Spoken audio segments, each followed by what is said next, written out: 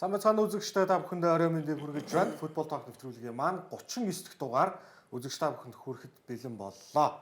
За өнөөдрийн дугаарт бид дөрүлээ сууж байна. Бүгдд нь орой мэндийг хүргье. За эхнээсээ өмссөн өмсгөлүүдээ одоо тайлбарлана одоо. Ямар багийн өмсгөл өмсөж байгаа. Хажуудлынхлаа Интер гэсэн шиг. Өөрөөр нь хэлэх гээд Интер Миланы өмсгөлөөс одоо тий санаа авсан одоо Мазада клубын өмсгөлөө. За тэнд бол бахархалтай наргагүй Барсагийнхаа өмсгөлийг өмсчихсэн. Өнөөдрийн дугаарт сууж байна. За тийм учраас одоо учраас гэх юм уу та. Цаг хугацааны дараалал юм да. Барсагийн тоглолт Интерийн таймыг эхлээд үзье. За би бол энэ хариу тоглолтын дээр гэхдээ нэг олон гол орохгүй байх гэж бодсон. Супер тоглолт болсон тий. Би бол нэг-нэгээр тэнцээ пенальти өгчих юм болов уу гэж бодтол өөрснөө Барсагийнхаа ийм алдаа гаргаад эхэлсэн байхгүй. Бас л Отонгийн шахалчтай. Тэгээд яг төвд Дани Олмо энд мөв эзэмших гэж байгаа тасалж чана. Тийм амар прессинг хийсэн. Амар прессинг. Энэ гол нь Димарко туслаад нөгөө жигүүрийн Dumfries голын дамжуулж ирэх гэдэг нь маш нэгт маш зөрөгтэй прессинг хийсэн ашиг гол орчлоо л да энэ. Dumfries ингээд Интерийн 4 голд одоо ерөөсөө энэ байгаагаар бол 4 гол бүгдд нь олцсон. За хажуугийн шоунаас ингэж даваад Эхний үе Интер бол хамаагүй үлээд болсон. За ингээд тэнцүүл юм шүү. Би бол Нэгдүгээр үе. тий. Тэнцүүл үзэх шүү. Нэгдүгээр 8-9 зогсон. Ингээд вар үзээд пенальти болсон. Чалханоглоо аврагын дэлхийд бүх зөксөн тургуул зөкөлтөө гол болгосон. Хоёр тий. За хоёрдугаар үстэй шал өөр болсон. За ингээд тактик өөрчлөлт орж ирсэн. За иймэрхүү энэ хөндлөн дамжуултууд орж ирсэн тий. Энэ Жерар Мартин тий. Тий, Жерар Мартин. Маш одоо ач холбогдолтой Энэ залууч аль байрлалд тоглодгийг зүүн захын хамгаалагч аахгүй. Маш бааштай гэмтэлтэй багсан. Яа энэ бол бас 100% гол шүү дээ. Энэ бол зоомор л амар асан тий. Йоо зоомроод хаанаас ер нь бол төгс сөрөг тоглох явж байгаа шүү дээ баг тий. Яг зөв. Гэхдээ энэс удаагүй дахиад жигүүрийн хамгаалагчийн дамжуулалтаар ингээд Дани Олмо тооны харьцааг бол тэнцүүлсэн. Интересэрг бас мөргөж гол хийж болдгол юм байна. Энэ дээрээс тэгэл нөгөө нэг Барселона олон хүний даваад үүсэж байгаа юмс даваад гарчлаа юм л да. Энэ одоо бас уг нь орж ирсэн гэж би бодлоо. Тий өөрийнхөө нэг онцсон тий.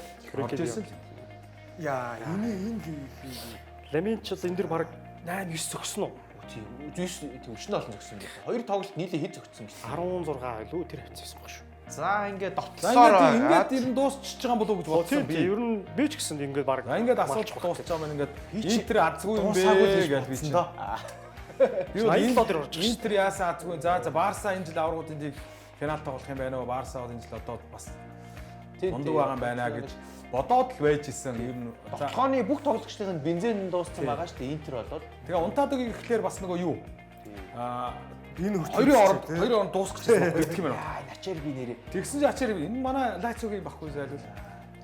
Үнэхээр ниссэн. Энэ одоо яг юугаа хийж явж ирсэн. Тэгээ Лациод ирэхийнхаа өмнө чи айгүй их юу дорж шидсэн байсан. Зовлон туулсан юм чинь. Харин хүн дамжуулалт болсон ялээ тий. Сонирхолтой маш гоё түүхтэй тоглож. Тэгээ тэр дамжуулалт нь бас Кобарсгийн хоёрын завсраа гараад байгаа шүү дээ. Тийм амар дамжуулалт. Туран энэ 10 хог бүр бодоолгосон. Тэгээд тэнцчингүүтээ өстой харин яаж магадгүй болоо явц тий. За ингээд тэгсэн чи ийм гол алдчих нь лээ. Энэ голыг Меца цэнгэлт хөрөөлөн буцалсан. Би нэг ерөөсөө ойлгоогүй шүү. Энд дээр уус Турамыг л зогсоох гэсэн. Тийм зүгээр хажуугийн шугам дээрээс орж иж байгаа шүү. Тоглол зогссон юм шиг нэг тийм нэг хэсэг ингэсэн тий. Түрам мундаг тоглосон тоглолтод бол үнэхээр мундаг тоглосон Түрам. Түрам чи энэ гимтэлтэй байгаад байгаа шүү дээ. За энэ бол ингээд гол шүү дээ тий. Яаж хаагаад байгаа юм бэ гэмээр. Яа зомор. Тоглолтын шилтгэн зомор болсон. Тэгсэн маргаанг Dumfries зомор хоёр шийдлээ тий. Эхний тоглолтыг Dumfries, саяны тоглолтыг нь зомор шийдсэн. Зомор. Эхний тоглолтод ч зомор хэд хэдэн аюултай тоглоомнуудыг хаасан тий. Ян зомор одоо үнэхээр мундаг. Тэгээ хүмүүс нөгөө нэг Барселона хэрвээ ингээд цаашаа шалгараад аврагуудын лигийн финалд төрүүлсэн бол Рафиньяг энэ жил Баллон д'Ор төр нэлийн дээгүүр энэ баг болох байсан баха. Байсан гэж төлөхгүй байсан ч баг зүрэн дээр хожоол баг авчихсан баха. Байсан гэж яриад байгаа. Тэгэхээр Рафиньягаас урд нь ороод авчгаар өөр хүн ер нь байхгүй юм уу Европт? Одоо салаах байсан гол нь Ливерпул ч нөгөө шүгэ 16-аас асагдчихаар. Одоо тэгээ нөгөө талаас Парис аврагууд лиг төрүүлэх, Франц лигтээ төрүүлэх, Францын сумдаа төрүүлэх гэдэг тийм яриануудаас явж байна тий. Тэгэхээр бас нөлөө осож болох юм аа гэж тий. Уу яг өөр жишээ нь хүн байгаагүй ер нь бол Харрикен ч юм уу жишээ нь яригдахгүй юу? Нөгөө яг хөө лигтээ харьцуулахад аврагуудын лигийн финал гэдэг бол нөгөө илүү жин дараад байна л та. Аврагуудын лиг төрүүлчих юм бол Парисаас хүн тодорч магадгүй байна. Тэр нөгөө нэг зуны нөгөө нэг тэмцээн дээрээс Роналдо Месси хоёр ч өөрснөө авах юм шүү. За одоо үнэн гэж байдаг бол тэр хоёр маань Тэр тэмцээнд одоо стаж төрүүлвэл яг нь яригдах баг. Хин Роналдо ч орохгүй юм байл шүү дээ. Тэгээ үлдсэн нэг ирэх чинь плей-офф хийхэр болсон юм байл шүү дээ. Мексикийн баг юу вэ? Аль Наср байха болцсон уу?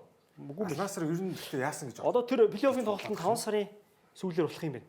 Тэр нь болохоор яг тэр Хойд Америкийнхаа хоёр баг юм байлээ. Тэгээ нэрийг мартчих. Нэг нь Мексик баг, нэг нь Америк MLS юм баг. Аль Наср нэг багийг 9-0 молдсон байл. А тийм үү.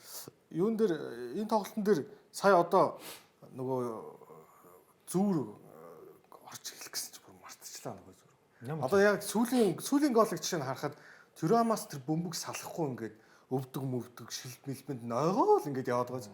Тэгжсэн үнгүү авцарсан энэ үлрэлчингаа сэлгээнд байсан Мехти Тарамединд голын дамжуулалт юм. Тэгээд төгсгөлийг нь сасуулгаас зээлэр байгаа юу? Жинхэлсэн үү? Одоо жинхэлсэн баг. Жинхэлсэн тий. Фратези. Одоо бас за яг сериа үздэг хүмүүс бол мэдэх баг. Олон танигдаагүй тийм залуу гарч ирсэн гол гэдэг ерөөсөл ингээд орхол өстэй гол юм шиг цаанаасаа. Тийм. Гол орж байгаа юм л та. Ачербигийн хувьд ч гэсэн одоо энэ юу яатсан шүү дээ нөгөө Лациод зайгүй болоод нас нь одоо 37. Одоо энэ жил 37 нодлон ирсэн шүү дээ. 36 таа болонгууд нь Лацио багасаа ингэж байгаа байхгүй юу?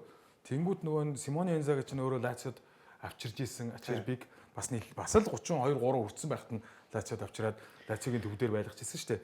Тэнгүүд өөрөө яваад өгсөн чинь тэр ойгоор нь Ачерби Лацио ингээ хасж байгаа байхгүй юу? Тэнгүүд Инзагийн за Али чи энэ тэр түрээд иргээд өөрийнхөө шинэ отсон баг дээр аваад ирсэн гудамжинд гаргаж яхаар гэдээ бас хитрхи ойр болсон хоорондын харилцааны үүднээс Симоне Инзаги Ачербиг багтаа авчирч байгаа. Тэрнээс ч ер нь бол зодох тайлах нас нь болчиход байгаа юм баггүй. Тэнгүүд яг Интерийн нөгөө төвийн хамгаалт чинь бас нэг жоохон гэмтэл бэртэл асуудлууд үүсээд дээрс нь туршлага байна тий. Ер нь гэмтэл бэртэл нэрвэдэд байгаа шүү дээ. Би тэгээ Интерийн тэр 13 хамгаалагчийн тэгээ тэр Турам Думфрисийн нурууг нь харсан чи юу вэ? Маш өндөр. Тэр Бисек ч метр 97 гэж. Ачерби чин 90 гэж. Бастоны 92 гинэ. Турам 90 гинэ. Урд тоглолдог хүн. Тэнгүү Думфрис жигүүр тоглолдог хүн метр 89 гэдэг чинь ингээд энэ тавын дундаж өндөр нь метр 90-с дээшээ яваад байгаа. Тэнгүү тэр биеийн хүчний тоглолтоор бол үнэхээр Английн дундаж багууд шиг байгаа сте. Английн багууд шиг байгаа сте тий. Англид ч бараг тийм баг байгаа юм. Одоо Брайтон ч нэг тиймэрхүү шүү ер нь. 3 хамгаалагчтай гурлаа ирсэн шүү дээ. Ньюкасл бас тийм шүү дээ. Ер нь бол нэг эртний хамгаалагч нар байгаа шүү. Тэгээд энэ тоглолтын дээр бол яг Симоне Инзагигийн бас тоглолтын төлөвлөгөө, тактик бол үнэхээр мундаг хэрэгжижсэн бол байгаа даа. Тэгээд Симоне Инзаги ерөөсөө айлгүйр прессинг гэж тоглолтын эхний хагас тоглуулсан. Тэрний хажуугаар тооны харьцаа 2-1 болгосон бол байж байгаа. Тэгээд одоо эхний голыг онцлох юм бол ингэж байна шүү дээ. Димарко зүүн захын хамгаалагч талбайн төвд очив бөмбөг таслангуудаа урагш нь уралдуулсан дамжуулт өгөхөд баруун зүгүүрийн тоглогч, баруун зүгүүрийн хамгаалагч Dumfries гарч ирж байгаа шүү дээ. Тэр чинь тийм маш бага зайд Тэгээ хоёулаа төвд явж байна гэдэг л хэлэх. Маш бага зайд ингэж эрчтэй прессинг хийснийг ачаар тоглолт ихний үед бол ингээд Интер Милан тарцсангууд амгаалж ингэж тоглож чадсан. Тэрний ачаарч 2 гол хоёулаа орж байгаа тий. Тэгээд энэ тэгээ 2 дугаар үед бол яг Барселона арай жоохон тоглолтын их маягаа өөрчилсөн. Ялангуяа нөө хин Жерард Мартиныг бүр урагшин довтлохоор чиглүүлж тоглуулсан. Өмнө нэг хин шиг тоглож байгаа. Баалт шиг тоглож. Тэрний хачаар тоглолтыг эргүүлээд 3-2 болсон. Тэгсэн чинь Симоне Инзаги тоглолтын төгсгөл сүүлийнхээ сумыг тавьж байгаа. Хүн чинь довтлооны тоглогчд нь бүгд баг бензин дуусчихсан. Тареми байж. Лаутаро Мартинес суудсан тий. Тэгээд Барелла ядсан шүү дээ. Тэгээ ингээ Фратези дээр орж исэн чинь сүүлдээ Ачербиг урагшин шидэж байгаа шүү дээ. Ачербиг урагшин шидэд хойдолтой ерөөсөө баг 2 хамгаалагч үлдээгээд Ачерби, Тюрам, Тареми гэсэн довтлооны өндөр нуруутай тоглогчд урагшин хаяад ерөөсөө тэгэл сүүлийн сумаал тавьж байгаа шүү дээ. Би одоо Ачербиг чинь одоо тэр өмнө нэг тийм болонгийн цогцолт мөгөлт болчоо тэрнээс буцаж амжаагүй байж исэн мө гэж бодсон шүү дээ. Болонгийн цогцолт болоогүй хаа. Тэр нэг чи өмнө тэр хойно Ямаал цохоод шон айгуучлээ шон оноод буцаа гарч. Тэр довтлогоо баг эргэж яваад. Тэгээд Ачерби яаж хамгаалагч байж урагшаа гүйчихсэн. Ачерби гол бөмбөг залгуулангуудаа урагшаа гүйцсэн. Урагшаа яваад яг ингэнгүүт төвийн тойрогдтор. Тэр момент өнгөнгөт урагшаа яваад урагшаа стенк хайж өгөөд өөрөө гүйчихсэн. Тэгээд хажуугаа шидээ Ян Замар дээр бөмбөгөр Ян Замар алсан дамжуулдаг ч байхгүй. Алсан дамжуулт өнгө тэр хавьд байлдж байгаад Dumfries гарч ирээд Ачербиг бол. Тэгэхээр энэ дээр Симоне Инзаги бас тактикийн болон тоглолтын үйл явцыг маш сайн мэдэрч те зөв одоо солилцоо, сэлгээ нүдийг хийдэг юм тасгалжуулагч гэдэг бол дахиад баталж байгаа. Ачерби тэгээд ингээд энэ хөлбөмбөгийн ертөнцид ингээд насаараа одоо дээд лигүүдээр явсан хөлөм тэ Италийн том багуудаар тоглосон. Италийн шгшээж тоглосон. Гэхдээ ер нь Ачербигийн яг ингэж өөрийнхөө нэрийг түүхэнд үлдээсэн юм ер нь байхгүй те.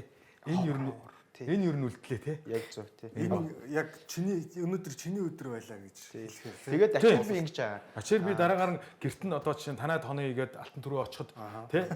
Ийм хийжэлээ ах нэгэд ярихаар байгаа үстэй. Аврагуудын лиг анхныг болов. Тэгээ Ачерби аврагуудын лигийн анхныхоо голыг хамгийн ахмад насанд оруулсан тоглогч байсан. Мөн аврагуудын лигийн хасагдах шатанд оруулсан нэг хамгийн одоо настайд оруулсан жигсаалтаар хоёрт орж ижил. Нэг нь бол яг Рангигээр 2011 онд Шалкегийн хаалганд гол хийж ирсэн. Тэр бол маш тийм одоо ховор амжилт тогтоож байна Ачерби. Барселонагийн хувьд л жоох харамсалтай. Барселона одоо энэ жил төрүүлчихэр байсан баг. Гэхдээ бас Интер хоцсонд одоо харамсаад байх юм байхгүй. Интер нодлон ямар хүчтэй байжгаад нөгөө Атлетико одоо таарад баларчлаа. Интер Милан бол яг сүүлийн бид нар өмнөх нэвтрүүлгүүдээр ирсэн тийм ээ. Сүүлийн яг 3-аас 4 улиралдах Европын тасандах топ 5 баг нэг байхгүй ерөөсө топ 5 баг нэг тийм. Тэгэхээр бол ингээд ингэж үлдэх хэрэгтэй юу байсан шүү дээ. Аврагуудын лигийн финалд нөгөө Аврагуудын лигийн түрүүг авахдаа хамгийн цөөхөн гол олж төрүүлсэн баг Челси гэдээ ярьж байсан шүү дээ. Тэгмээд Интер энийг эвдэх гээд байна гэд. Тэгсэн чинь Челси самуулчлаа. Челси 4 гол алдаад нөгөө туршид 4-г алд төрүүлсэн байна. Интер яг 5-ыг алдсан байсан л та. Тэгсэн чинь гойго харин тий явж ирсэн. Тэгсэн чинь сая сүүлд ингээд толгоор нь 5 болоод араас нь танах бүр 10 гаргаа айлч байж. Тэгээ 11 мэг болчихлоо. Юун дээр за юг онцлох хэрэгтэй. Барселоногийн энэ үлрэлийг онцлохгүй байхын арга үнэхээр одоо финал руу баталгаатай гарч ирнэ гэж маш олон хүмүүсийн таамаглаж хэлсэн баг. За энэ үлрэл үнэхээр онцгой байсныг нь за яаж гараа. За нэг үлрэлд оруулсан хамгийн олон гол гэсэн үзүүлэлт байгаа. 24-өөс 25 оны үлрэл Барселона энэ үлрэлд нийтдээ 43 голыг оруулаад энэхүү үлрэлээ дуусгаж байна. Өөрсдөө 1999-өөс 2000 онд шилжиж Энэ ч бас тоглолт нь олон байсан баг тий. Энэ олон тоглолттой байсан. нөгөө хоёр Дахиж хэсэг туваадаг. Хэсэгтээ 12 тоглолт гэсэн. Тий. За ингээд 45 гол хийж өөрсдийнх рекордыг эвдэхээ тунд өглөө. Тэр машин шиг Баерн гэхэд 43-ыг л хийжсэн юм шүү дээ. тэрнтэй адилхан л байгаа юм тий. Тийм бай. Энэ тэгээд Барселоны 99-өөс 2000 чинь манай Челситэй нэг тоглоод 8 гол болоод өгдөг шүү те. 5-3 мөн. Тийм Баер тий Баерных ягаад бас нөгөө машин шиг хэрнээ ягаад зөвхөр шүгийн 8 хагас гişээ хоёр газар ганц ганц. Тийм. Тэр нөгөө нэг 2-2 тогсон бол энэ бол рекорд болох байсан тий. Тийм энэ одоо тэр 43 голын Барса Баерн баг 4 тоглолтын зүрх байгаа шүү. Тийм бай.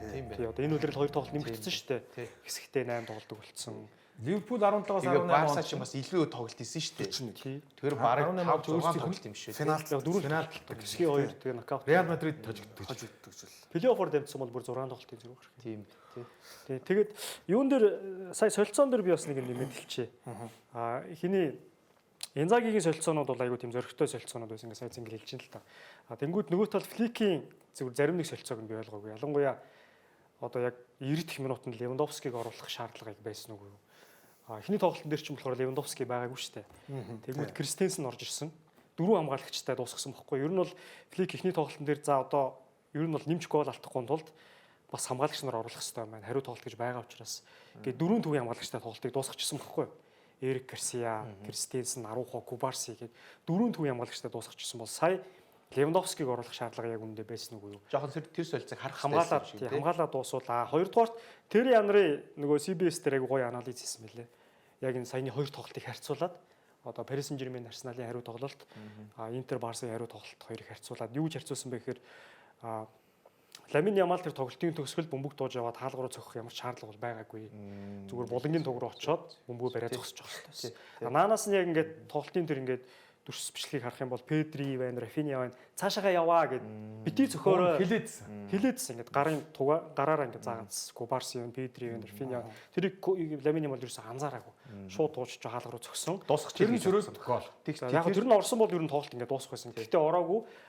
Тэр янрын бол тэрэн дээр алдаа байсан. Хамгийн гол алдаа бол тэнд байсан. Гэтэл нөгөө талд яасан гэхээр Paris Saint-Germain Арсеналын төгсгөл дээр Paris Saint-Germain-ийн Хивича Кварацхелиа жишээ нь хаалга руу тууж очиж цохилгүйгээр болнороо шугам руу ингээд ажиллах ойрхон бөмбөгтэй тоглосон. Тэгэхээр Барсад бол ерөөсөө туршлага маш дутуу ингээд харагдаж тийм бай. Залууч баг. Маш залуу. Уг нь бол яг Кубарси, Педри дрог нэг хилээд байсан гэж штэ тий. Тий харин. Тэр бол ингээл эргэлтийн зөвлөж байгаа. Чи хийхгүй бол би хийгээл дөрүүлээ л авч ажиллаж байгаа тий. Тэр нөгөө нэг бас ингээд хүлэмжчин бас ингээд хэдийгээр үнэхээр авьяастай байж болох ч гэсэн заримдаа хэрэгтэй үед хийх ёстой юм л хийх ёстой байгаа байхгүй тий. Гол руу явбал барьчихал да гэж байгаа ш тий. 3 минут тэгээд одоо би нөгөө химнийг санаж л байна.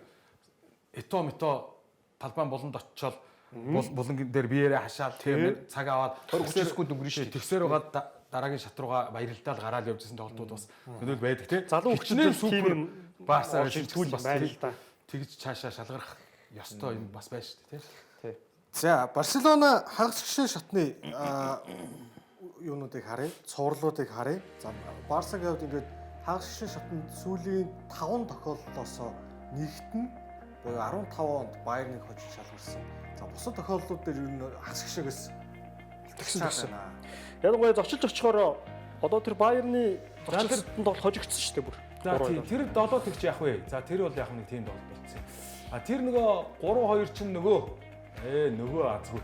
Нөгөө Торресын сүүлд нэмдэг. Яг гоо Торрес хийгээгүй байсан ч ер нь бол. Ер нь Рамирес голоор мултарчлаа аваасаа.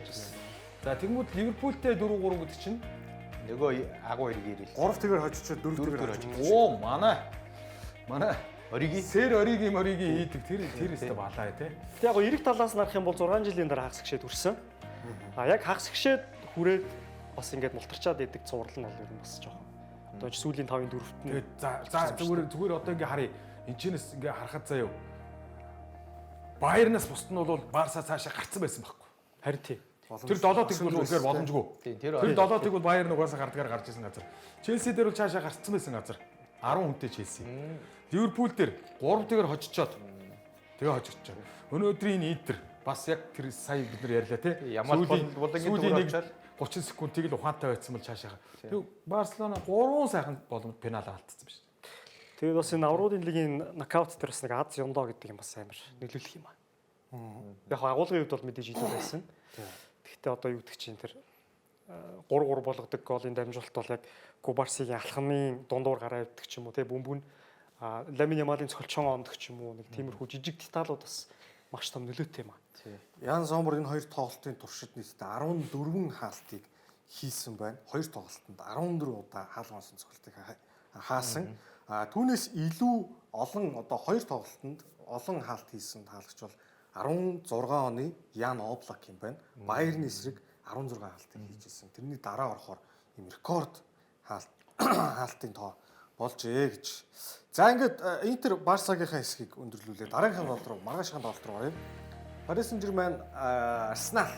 Arsenal талбайтаа бол 2-3 голын боломжийг гаргасан боловч хийж чадлагүй байсаар тэг нэг тэгээр талбай зоожогдсон. За энэ тоглолтыг бас айгүй сайн эхлүүлсэн шүү дээ. гоё ихсэн. Эхний 15 минут бол тий. Эхний 15 минут хийчихээр л эс. Тэнцвэлчил гэж гарч ирсэн тий. За ингээд энэ Парти бас гоё шийдэх юм аа. За энэ бол хаах боломжгүй шахах цогцолтоо гоос. Тэгээ гараа гэмтэж байгаа тий. Би нэг гэхдээ фейк гэж харсан шүү. албаар яг зөв. Яагаад тэгэхээр химнэлийг нураах гэсэн бодлоо. Тоглолтын имлэг унгaalаа яг тэгсэн тий. Донорома тэрс амар ухаантай байхгүй юу? Амар ухаантай. За тэгээд зөрөөд нөгөө эхний 20 минутыг өнгөрөөгөөд нөгөө намжаагаад одоо Paris Saint-Germain тоглож эхэлсэн. Эхний 20 дээр бол намжаах хэрэгтэй л болсон тий. Сөрөг тоглохоос олон боломж гаргасан. За энэ бол эхнийх нь байна. Чол хийсэн. Яагаад тэгэхээр нөгөө тоглолтыг зогсоох боломжтой ганц хүн чинь хаалгач байхгүй. Яа, за тоглолт ингээл эндээс эхний үе эргэсэндээ яа энэ Фабиан Руис ямар амар зөвхөн. Гөө яг ийм амар цогцолтыг цогцлоо ш дээ Одигард. Тэгтэл нөгөө тал чи хаач чи. Энэ дээр тэгээд яг Мартинелли эдрийн бас жижигхэн хамгаалтын Энэ гэхдээ алдаа байгаа юм л та. Зүгээр урд нь очиж зогсож явах хэрэгтэй юм дээр ингээд заавал зүүн рүүг нь гаргахгүй байхгүй тий гэдэг ч юм нэг юмнууд байгаад байгаа энэ дээр бол. За ингээд эхний үе нэг тэг хоёр дугаар үе хийсэн. Ер нь ингээд хотлоо алдсан доо. За нэг иймэрхүү хагас боломжууд гарсан. Тэр одоо эндээс энэ одоо өгөөд заж аваад за одоо энэ сака тоглоно. Тэр энэ хараа энэ яаж энэ орж байгаа юм биш. Ямаадын цогцолт шүү дээ. Ер нь бол нэг тийм тоглолтын ирэтэн бол яг тэгээд тэр ахаад нэгдэг болонгууд ингээл ер нь бол тэгээд нэг биш болсон дөө. За ингээд пенальт болсон. Пенальт болсон. Энэ бол яг хоо пенальт мөө ялцгүй гар салцсан тий. Гэхдээ тэгээ нөгөө цогцолтод нөлөөлчихөж байгаа. Энэ дээрээс нэг гоё юм байгаа даа мó. Энэ пенальт болонгууд ерөөсөө Арсеналын дасгалжуулагчдын баг гэдэг сандраагүй шууд райг дуудаж авчираад зөвлөхөө өгсөн шүү дээ. Сая энэ дэр ингэж хаашаа. Энэ цогцолтыг бол нэг тийм ан хийх гэж байгаа юм шиг битж ирээд байгаа. Тэгтээ Витиниа зогсон уу? Витинес өгсөн тий. Тэгсэн дараа нэг ялцчихсан. За ингээд Энэ ялчгүй дэлхийн шилдэг баруун армон бүстэй. Александр Арнольд орох юм уу энэ орох юм? Одоо бүр нэг номерын үү? Нэг номер нь энэ үстэй.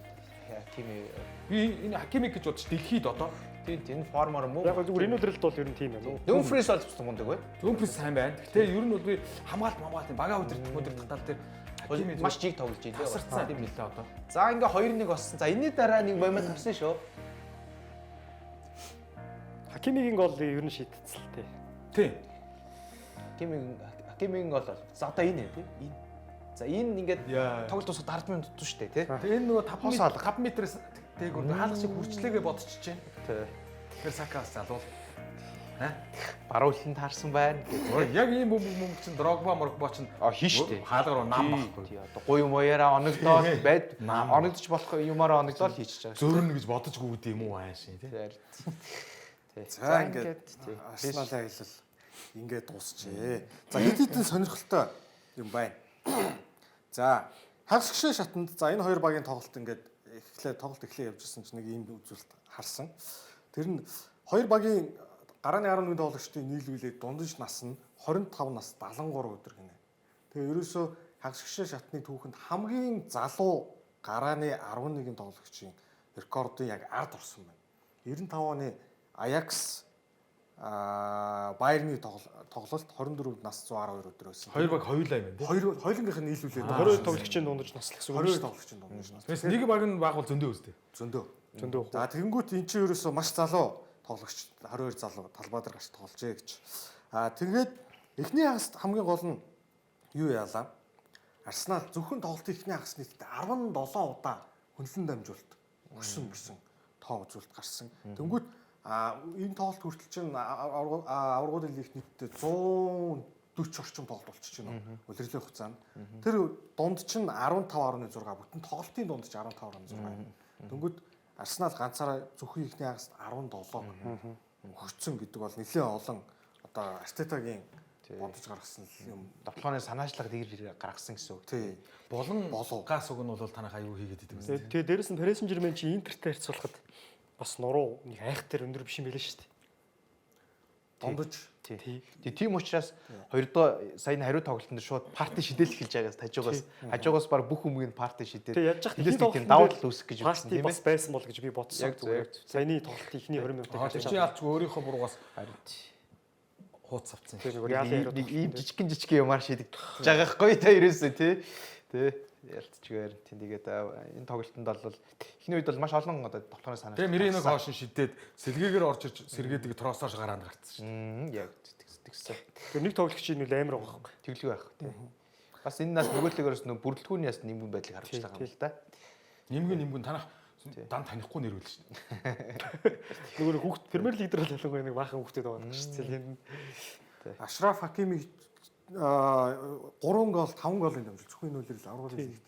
Тэгэхээр нөгөө тал нь Мендеш нь баг 4-5 гол хийцэн явж байгаа шүү дээ. Тий. Мендеш чинь энэ өмнөштөн дээр 2 тоглолт гараалаа гол. Тэгээд энэ тоглолтын төгсгөлийн дараа нөгөө нэг expected goals буюу голын боломжийн үзүүлэлт байгаа. Голын боломж бүрдүүлсэн. Тэр үзүүлэлтийг харах юм бол Арсеналынх 3 орчим Paris Saint-Germain-ийнх 1.78 байгаа байхгүй. Тэгээд яг нөгөө яг энэ хоёр баг хэрвээ яг боломжуудаа исэн бол тоглолт нь 3-2-ын харьцаатайгаар өндөрлөх юм уу. Тийм боломжийг одоо тоглолтын явцад айлал баг Барса Интер үүсгэн байгаа тийм. Тэгээ нөгөө талд Барса Интер хоёрыг адилхан үзүүлэлттэй тэнд 7 гол орчих. Энэ тоглолт нь 3 гол орчих. Тэгэхээр яг хөө энэ одоо чинь Арсенал Парис хоёрын одоо үзүүлэлтийг харахад бол яг нөгөө нэг тоглолтыг дуусгах тэр чадвар бол чинь Барса Интерс бол харьцангуй зур суулаагаар харагдаж байна. Тоглооны тоглогчдын боломжоо дуусгаж байгаа ашиглах байдал нь тийм. Тэгэхээр бол Арсенал бол юу гэдэг чинь энэ тоглолтын дээр зүгээр маш сайн бэлдэж яг өөрсдөн зүгээс хийж болох баг бүх зүйлээ л хийсэн баг.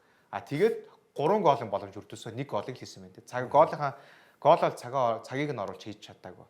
Гэхдээ нөгөө талаасаа Парис бол их дүнгээр мундаг тоглолоо. Парис 2 голын л боломж гаргаад хоёуланг л хийсэн шүү дээ. Тий харин тий. Парис бол өөрсдөндөө олцсон бүх боломжоо бол Тэгээд нөгөө талч нэг Барселона бол угаасаа довтлогоо сайтай чиний сая хэлдгээр довтлогоо сайтай төсгөл сайтай баг байхгүй юу? Ийм гол оруулах нь ойлгомжтой. Гэхдээ Интер ерөөсөө тэгж тоглодоггүй баг юу болсон юм? Тэгээд яг нөгөө Барсагийн хамгаалалт яаж яхад өөрсдөө сул байгаа. за тий. Хамгаалт сул байгаа дээр. Интер дээр хамгийн том ялгаатай давуу тал нь ерөөсөө тэр хоёр төвийн тоглогчийн чадвар байгаа байхгүй. Лавтаро Мартинес Маркус Түрем хоёр бол маш их ачааг авч явж байгаа Яг байхгүй. гэхдээ юу Аль аль нь ингээд Мартинес нөгөө 100% биш байсан шүү. тий. Тоглох уу мөн үү? Лавтаро Мартинес 100% биш. Маркус Түрем бас 100% биш байхгүй. Маркус Түремийг өмнөх Сери А-гийн тоглолтод амрааж байгаа байхгүй.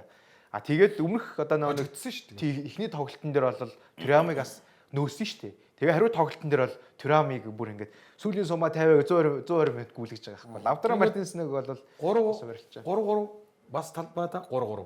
Нэмэлт цагт нэг гол. харин тэгэхээр бол Хоёр тоглолт хоёулаа 3-3 юм шиг. Тий. Үндсэн цагаар. супер тоглолт байна. Тэгээд зөвөр Арсеналын хувьд гэх юм бол яалтчгүй тийм одоо тоглолтыг дуусгах тоглохооны одоо тэр тоглогчийн чадамж бол энэ удаа дутагжээ гэдэг харагдчихсан тийм. Тэгэл яалчгүй нөгөө нэг аврагын лигт жил болгоно нэг аврагын лигт төрүүлэх боломжтой нэг 3-аас 4 баг төрүүлэх боломжтой хайр юм тий. Тэг мултардаг тий. Тэгээ нэг нь төрүүлдэг Тэгж байх уу тий. Тэнгүүд одоо Барселона төрүүлэх боломжтой байсан уу байсан, Арсенал боломжтой байсан уу байсан. 6-ны финал автагдах боломжтой байсан. Ой танах боломжтой байсан баг бас. Тийм үстэй. Реал бол боломжтой байсан багш бас. Тэгээд тэр нөгөө Declare Icing гол гэдэг тийм сарамсргууд гинтийн үйл явдал нэр өгдөөд Авгцгүй хөтсөн зүйл. аянган цохиулаад тэгээд дууссан. Амар цохилсан. Манайх чинь Нэг захихээр хоёр захидах юм байлаа шүү. за Тэгээ Арсенал Барса хоёр яг уу одоо жишээ нь Барса чинь 2 үлрэл дараалаад Европа лигт орсон байсан. Өнгөрсөн үлрэл 8-д үлдсэн. Энэ жил 4-д үлдлээ ингээ үлрэл болгон ахаад яваад. Арсенал бас ялгаагүй те 5-6 жилийн дараа аврагуудын лигт эргэж ирээд өнгөрсөн үлрэл 8-д орсон. Энэ жил ингээ хагас гişээд үлдлээ те. Ингээ ахаад яваад байгаа хоёр баг ер нь нойрын хугацаанд бас финалдах баха. Юун дээр Барселона бол одоо ер нь бараг төрүүлчих хэмжээнд байсан тий. Үнэхээр байсан. Арсеналын хувьд бол арай дутуу байсан баха. Яг 4-т үлдсэн нь бол болчлоо тий. Тэр нь бол одоо эргэжил сайн чангаруулаад. Тий харин. товтлогч шаал гол нь товтлогч. Тэгээ яг одоо энэ ч нөгөө нэг ингээд шийдвэрлэх одоо өндөр түвшинд тоглолт шүү дээ. Плей-офф руу ороод ирэнгүү те дөрвөлөө орчлаа. Яг энэ үед бол ингээд тоглолт ингээд маш одоо тийм жижиг зүйлээр шийдэгдэж байгаа. Энэ одоо аврагын лиг хоёр тоглолтын дээр бол бүр тод томроо харагдлаа те. Маш жижигхэн деталь ах ерөөс маш жижиг гэх те. Түрүүн нөгөө цэнгэлээ хэлдэг дээр нэг хоёр багийн товтлогч нарын нөгөө товтлогоо төгсөж байгаа чанар нь их сайнгүй байлаа гэж хэлсэн. Тэр харин одоо саяны тойлуулаа үзсэн тойм дээр ч гэсэн Парис Сен-Жермэний хаалгаар байж байгаа нэг цохилтууд чол гэсэн байх. Дезерай дүүгийн тэр дуусгаж байгаа тий. Тэгээд тэр чинь тэрийг харахаар одоо Барселона дээр яадаг бол тоо. Гэгөө ингэсэн шүү дээ нөгөө Парис Сен-Жермен Ливерпул хоёрын тоглолтын дээр Ливерпулийн хаалгаар руу 27 зогсон гэдэг байгаа шүү дээ. Нэгч байхгүй тий. Тэгээ Ливерпул нэг гол хийж яваад гэдэг шүү дээ. Тэрнээс харагдаж байгаа. Тэгэхээр тоглоом яг ингээд сайн байгаад яг эцсийн гүйцэтгэл нь Парис Сен-Жермен бас жоохон дутуу нэг таг болчих юм бол эвгүй байгаад байгаа шүү. байгаад байна л гэсэн. Гэтэ яг Дембеле л аваад байгаа шүү. Тэр нь бол яг тийм нөхцөлт. Нөгөө талаас олон боломж бүрдүүлж байгаа л да Парис хоёр жигүүрээс орж ирээл зохиол энэ тий. Олон боломж бүрдүүлж байгаа тул да хийгээд байгаа хэрэг тий. Энэ жил бас өөр төрүүлчих боломжтой байсан баг гэвэл Байерн байж гин, Ливерпул байж гин, Атлетико Мадрид байж гин тий. Нэг 5 6 ч төрүүлчих боломжтой багууд мултарч. За хаалгачиг онцлоо. Түрүүн ухааны хүн юм а гэж. Жанлуижи Донорума. Тийм ээ. Энэ хүн хасагдах шатны хугацаанд Парис Сен-Жермен чинь чадан ядан плей-оффын байрыг эцсийн мөчөд аваад гарч ирсэн. За нийтдээ плей-оффын 8 тоглолтод түүний 20 хаалтыг гүйцэтгэжээ. За Брест эсрэг 2 тоглолтод 2, Ливерпулийн эсрэг тэр ихний нэг тэрээр хожигдсон тоглолтод их чалт хийгээгүй юм байна.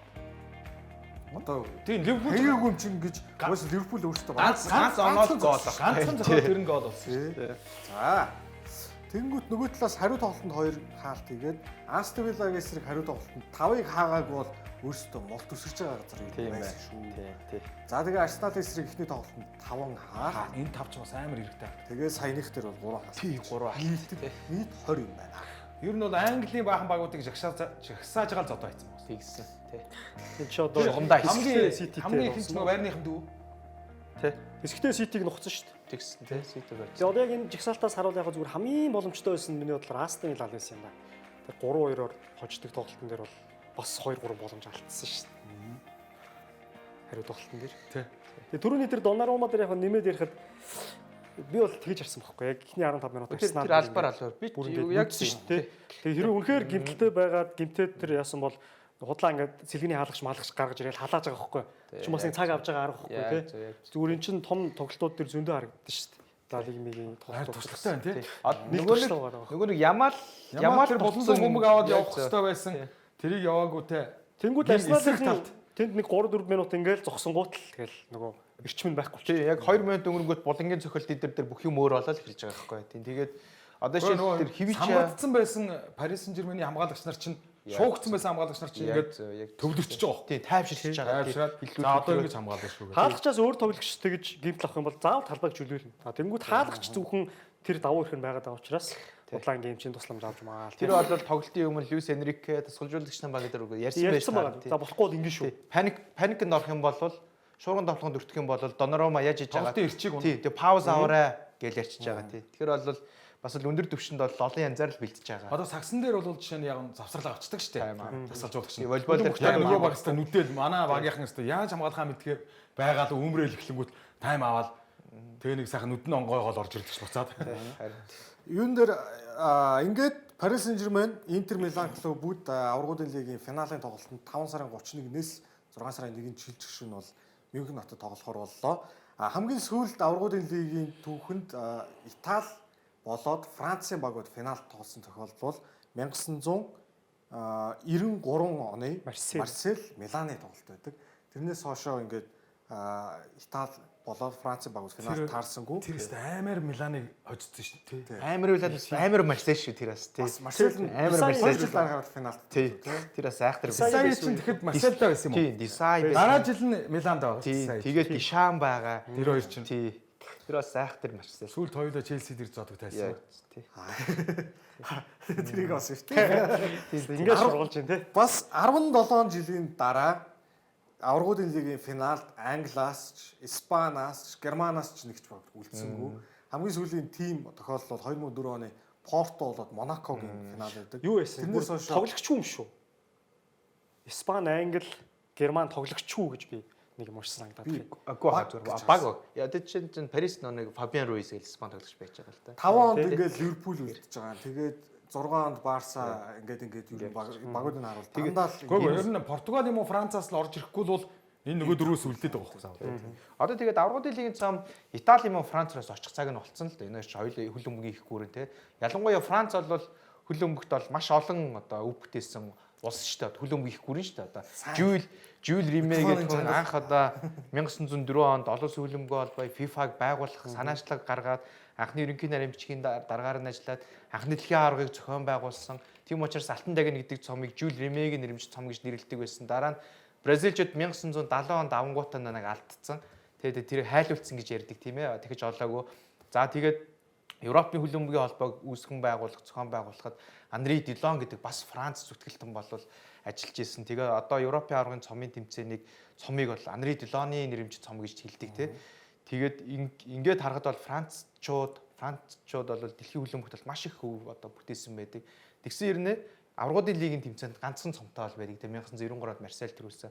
Тэр бол одоо юу гэдэг чинь Франц өнгөрсөн 2 дэлхийн аваргын финалд Франц тоглож байна. Тийм тэгээд сүүлийн 6 дэлхийн аваргыг харах юм бол 4 удаа финалцсан байж байгаа гэдэг ч юм уу. Тэр бол Франц бол ингээд ялч хөл өмгийн их гүрэн гэдэг нь тодорхой тийм ээ. Тийм учраас бас аваргуудын лигийн цомыг авах цаг нь ер нь болчиход байгаа байхгүй юу. Итали ч гэсэн юм байна. Тийм юм байгаа зүгээр. Франц тоглогчд нь өөрсдөө дэлхийгээр хэсэж аваад байдаг байхгүй юу цомыг тийм ээ. Аваргуудын лиг. Яг Францынхаа лигт ер нь нөгөө нэг өөрсдөө тоглодоггүй нэг асуудал нь энэ ч нөгөө нэг энэ баг бодлогоор Paris Saint-Germain-ыг яагаад өстэй ер нь бол сүүлд одоо нөгөө нэг хөрөнгө оруулалт лигийн чанар чансаа нугасаа хүрхгүй л та. Тэгээд Франц тоглогчдыг Францтай тоглооч гэдэг тэр утгаар Мбаппе хүртэл нэг хэсэг байлаа шүү дээ. Гэлэгч нь хүртэл гойлаа шүү дээ. Гойж муугаад тий. Тэгээд Францынхаа лигийг бас жоохон авчмаар байна гэдэг үүднээс. Тэгээд Paris Saint-Germain ер нь бол нүүрнийх нь баг болчлоо тий. Тэгээд Paris Saint-Germain-ыг дэмжих юм уу финал дээр? Алин ч яахав тий. Гой финал. Манай Марселийн хулиганууд ч одоо эргэжлийн аваргуудын лигд орохоор болсон гэж тэмдэглээд Бой болж байна тий. Юм гараагүй л байна. Саяны ашиг шиг гоё финал үзчихдэг байна. Гоё нээлттэй финал болно, янзын финал болно. Янзын финал болно. За, Европа лиг руу ороод за энэ дээр болох аваас Өрөөлийн театрт болцолтгоор болсон Европа тийм ээ. За манай Зив Сүбэдэ хоёр шүү дээ, тийм үстэй. Бид нар ч одоо бүр шүгийн 16-аас нь ахуулаад тэмцсэн шүү дээ. Премьер лигээ хаяа. энэ гэхдээ яадаг гол орчих. Амар гол орсон юм байл л тий. Тэгээд чи юу л яана гэж бодогдсон шүү бас. Энэ гол шууд оронгууд. Чихний үе бол Билбаос нэлээд хэдэн боломж гарсан шүү. Тэгээ гол нь Билбаоны тоглооны бүх тоглогчд байхгүй. Ахтуу Уильямс байхгүй, Ойхан Сансет байхгүй тий. Тэг өөр нэг хийх юм байхгүй. Тийм учраас юм найдлага байхгүй шүү. Тэгээд бид нар ч нэг мартагдсан аялгау гэдэг шиг нэг хүн орж ирж байгаа шүү дээ. Энд ч амарчсан тий Маунт энийг хараарай. Ингээд цогтол байсан те Челси. Энэ ихний үеийн супер. Яа. Энэ цогтолтой юутэй тэр мартсан байсан мэт. Тэгсэн. Мартагдсан аялгау. Тэгсэн. Саа ингээ 2-1 болсон. Семиро Энэ үлрэл ер нь үлрэлийн 2 дугаар гас ямар сайн байна. Жимийн нилээ хасчихжээ тий. Басаас. Чи үлрэлийг гэхэд бүр гүзээтэйсэн шүү дээ. За амаад мамаад гээд залуучууд эдгэж мэдгээд айгуу сайхан Тий. болсон. Тэгсэн. За энэ ёстой бүр нэг амны шарик гэдэг юм шиг. Ингиж хоёрыг хийх гэж тий. Пүүл бильярдн дээр бол бүр яг аманднаас гарах. Залий зогсон ч баг орцохоор тийм. За энэ тарай. За энэ нэг мартагдсан аялгау чи. Маунтын зүүлээс ийм байна тий. Ийм байт юм байна Маунт. Энэ зүүн чинь авралын лигийн пенальт дээр голын дамжуулалтыг Хаверцд өгсөн. Тий. Хөл шүү. Тэгсэн. Тий. Маунтын энэ тоглолтыг хараагүй удсан байна уу? Би нэг Бруно Фернандеш байна уу да юу үлээх шатад бодож байсан чинь Фернандеш сууч Маунт исэн юм байна шүү дээ. Маунтас ингэж өгт юм байна. Маунт тэгээд дубль хийлээ. Ерөөсөө бүр ямар удаан хугацааны дараа энэ залууг ялцахыг харж байна. Тэгсэн чинь Манчестер Юнайтедаас Европын тэмцээнд одоо хамгийн сүүлд цэлгээгээр орж ирээ дубль хийсэн тоглогч нь 2003 оны 4 сард Дэвид Бекхэм Реал Мадридын ялганд Нөгөө тоглолт. Тийм шүгэн 8 тоглолт тий. тэр тоглолт. Шүтийн галзуур Хэтрик хийдэг. шүт галзуураад Хэтрикийг Олд бос чалгад тавьсан. Яг Хэтрикийг оож өгдөг. Тэр тоглолт. Бас ийм тоглогч байдсан байжээ гэдээ бүгдээрээ бас залгад. За, тийм тоглолт байсан. Энэ тоглолтын дээр болохоор Манчестер Юнайтед ингээд итгэл төгс 4-1-ийн харьцаатай бол хожлыг авсан байгаа байна. За, тэгээд юуг онцлох гээд байна вэхээр тэдний хувьд нэг ч хожигдолгүйгээр финал чалгарсан гэдэг бол Манчестер Юнайтед энэ үлрэлийн Европа лигийн бас нэгэн одоо рекордыг тогтож өмнө гарч ирсэн амжилт тэрнийг бөөхийг бол үргэлжлүүллээ. За хамгийн анх Хаашаа ямар ойрхон сүүлийн үед дандаа хожигдохгүй гэдэг юм шүү. харин тийм. Одоо Дээр үеийн тоолго шүү. энэ үгүй юу юм. Одоо сүүлийн Европа лигийн нэртэй болсноос нь хойш харах юм. Сүүлийн бараг 6 үлрэлийн ганцхан тэр 22-оос 23 тал байхгүй юм. энэ Тийм үү? Франкфурт хожигдлгүй төрүүлсэн юм биш үү тий. Гэтэ энэ юу шүү яг нөгөө финалд үлдснүүд нь өстэй тий. Тэрээс одоо үлдсэн. төрүүлээгүй тохиолдлууд нь одоо тэр Бенфика байна. Өөр одоо юу вэ? Ливеркузен байна тий. Интер төрүүлээгүй шүү. 20 онд төрүүлээгүй. Тий. Цэвэд. Тэгсэн. Нөгөө цар тахлын жил өстэй тий. Франкфурт чинь тэр жил зүгээр танаа Барселоног бас авч байгаа газар дээр. Тий, шүгийн 8 дээр. Энэ Европа лигт бол тийм зүгээр төгөөмөл байдаг үзэгдэж байгаа биш тий. Би одоо харин тий төгөөлөд үзэгдэл юм. Жил болгонд хардаг уу? Тийм байна. Одоо Челси 19 он төрүүлдэг дээр чинь Арсенал финал Жигсэн тий Арсенал финалда 4-1-ээр хожигдана. Эдийн газар сүүлийн тоглолтонд бүжиглдэг штэ. Ингээд Реал руу явчихж байгаа штэ тий. Тэгээд Villarreal төрүүлсэн байна тий. Тэгээд Франкфурт төрүүлсэн байна хожигдлгүй. Юнайтедтай нөгөө 20 пенальт цогтөг. Тий штэ. 21 ч юм уу. Тий. 22 дахь нь алддаг шин. Тэхий алдаад тий. Тэр гоё тоглолт болсон шүү. Villarreal. Тий. Энэ тоглолтын дээр Бруно Фернандеш голын дамжуулалт гаргаж өгсөн. За, Касемирогийн голын дамжуулалт гаргаж өгсөн. Ингэснээр Бруно Фернандеш яаж ийм вэхээр Европа лигийн бүх цагийн түүхэнд голын дамжуулалтаар энэ хүн Драйс Мертенсийг гүйцлээ. Тэмцсэн байсан шүү нэрээ тий. Тий, 19 голын дамжуулалт өгсөн. Одоо Голоор ихний 5 дор орсон. ороод ирсэн. Гэтэ юу Европын тэмцээнд. Европа Европа лигт. Зөвхөн Европа лигт. За, гих мэтлэн иймэрхүү одоо амжилтууд бүртгэгдсэн. За, нөгөө талд Тоттенхэм Бодо Глимтийг талбай дээр нь хоцсон. За, тэгэнгүүт хоёр Английн баг финал тоглохоор боллоо. Зэв Сүбэдэ хоёр Хоёулаа. За, өмнөх Зэв Сүбэдэнүүдийг харцгаая. За, 71 оны цомтой багуудын цомд Wolverhampton Тоттенхэм хоёр финалд очраад хоёр тоглолтын нийлбэр дүнгээр Тоттенхэм хожиж цом авч ижээ.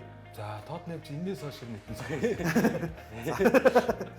Энэ цом биш үстэй бараг арай Үгүй. За, 8 оны лигийн цом. Лиг Карабао.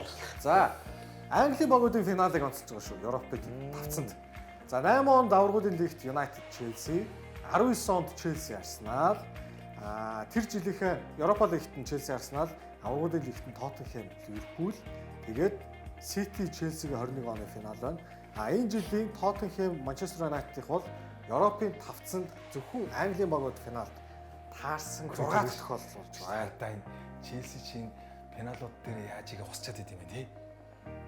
Хусчаад нэг л хуссан. 8 онд алдсан. Англичууд энэ жил байж те. 2 хуссан. За ийм юмуд болжээ гэж. За Европа лигийн тухайд бол ийм байна.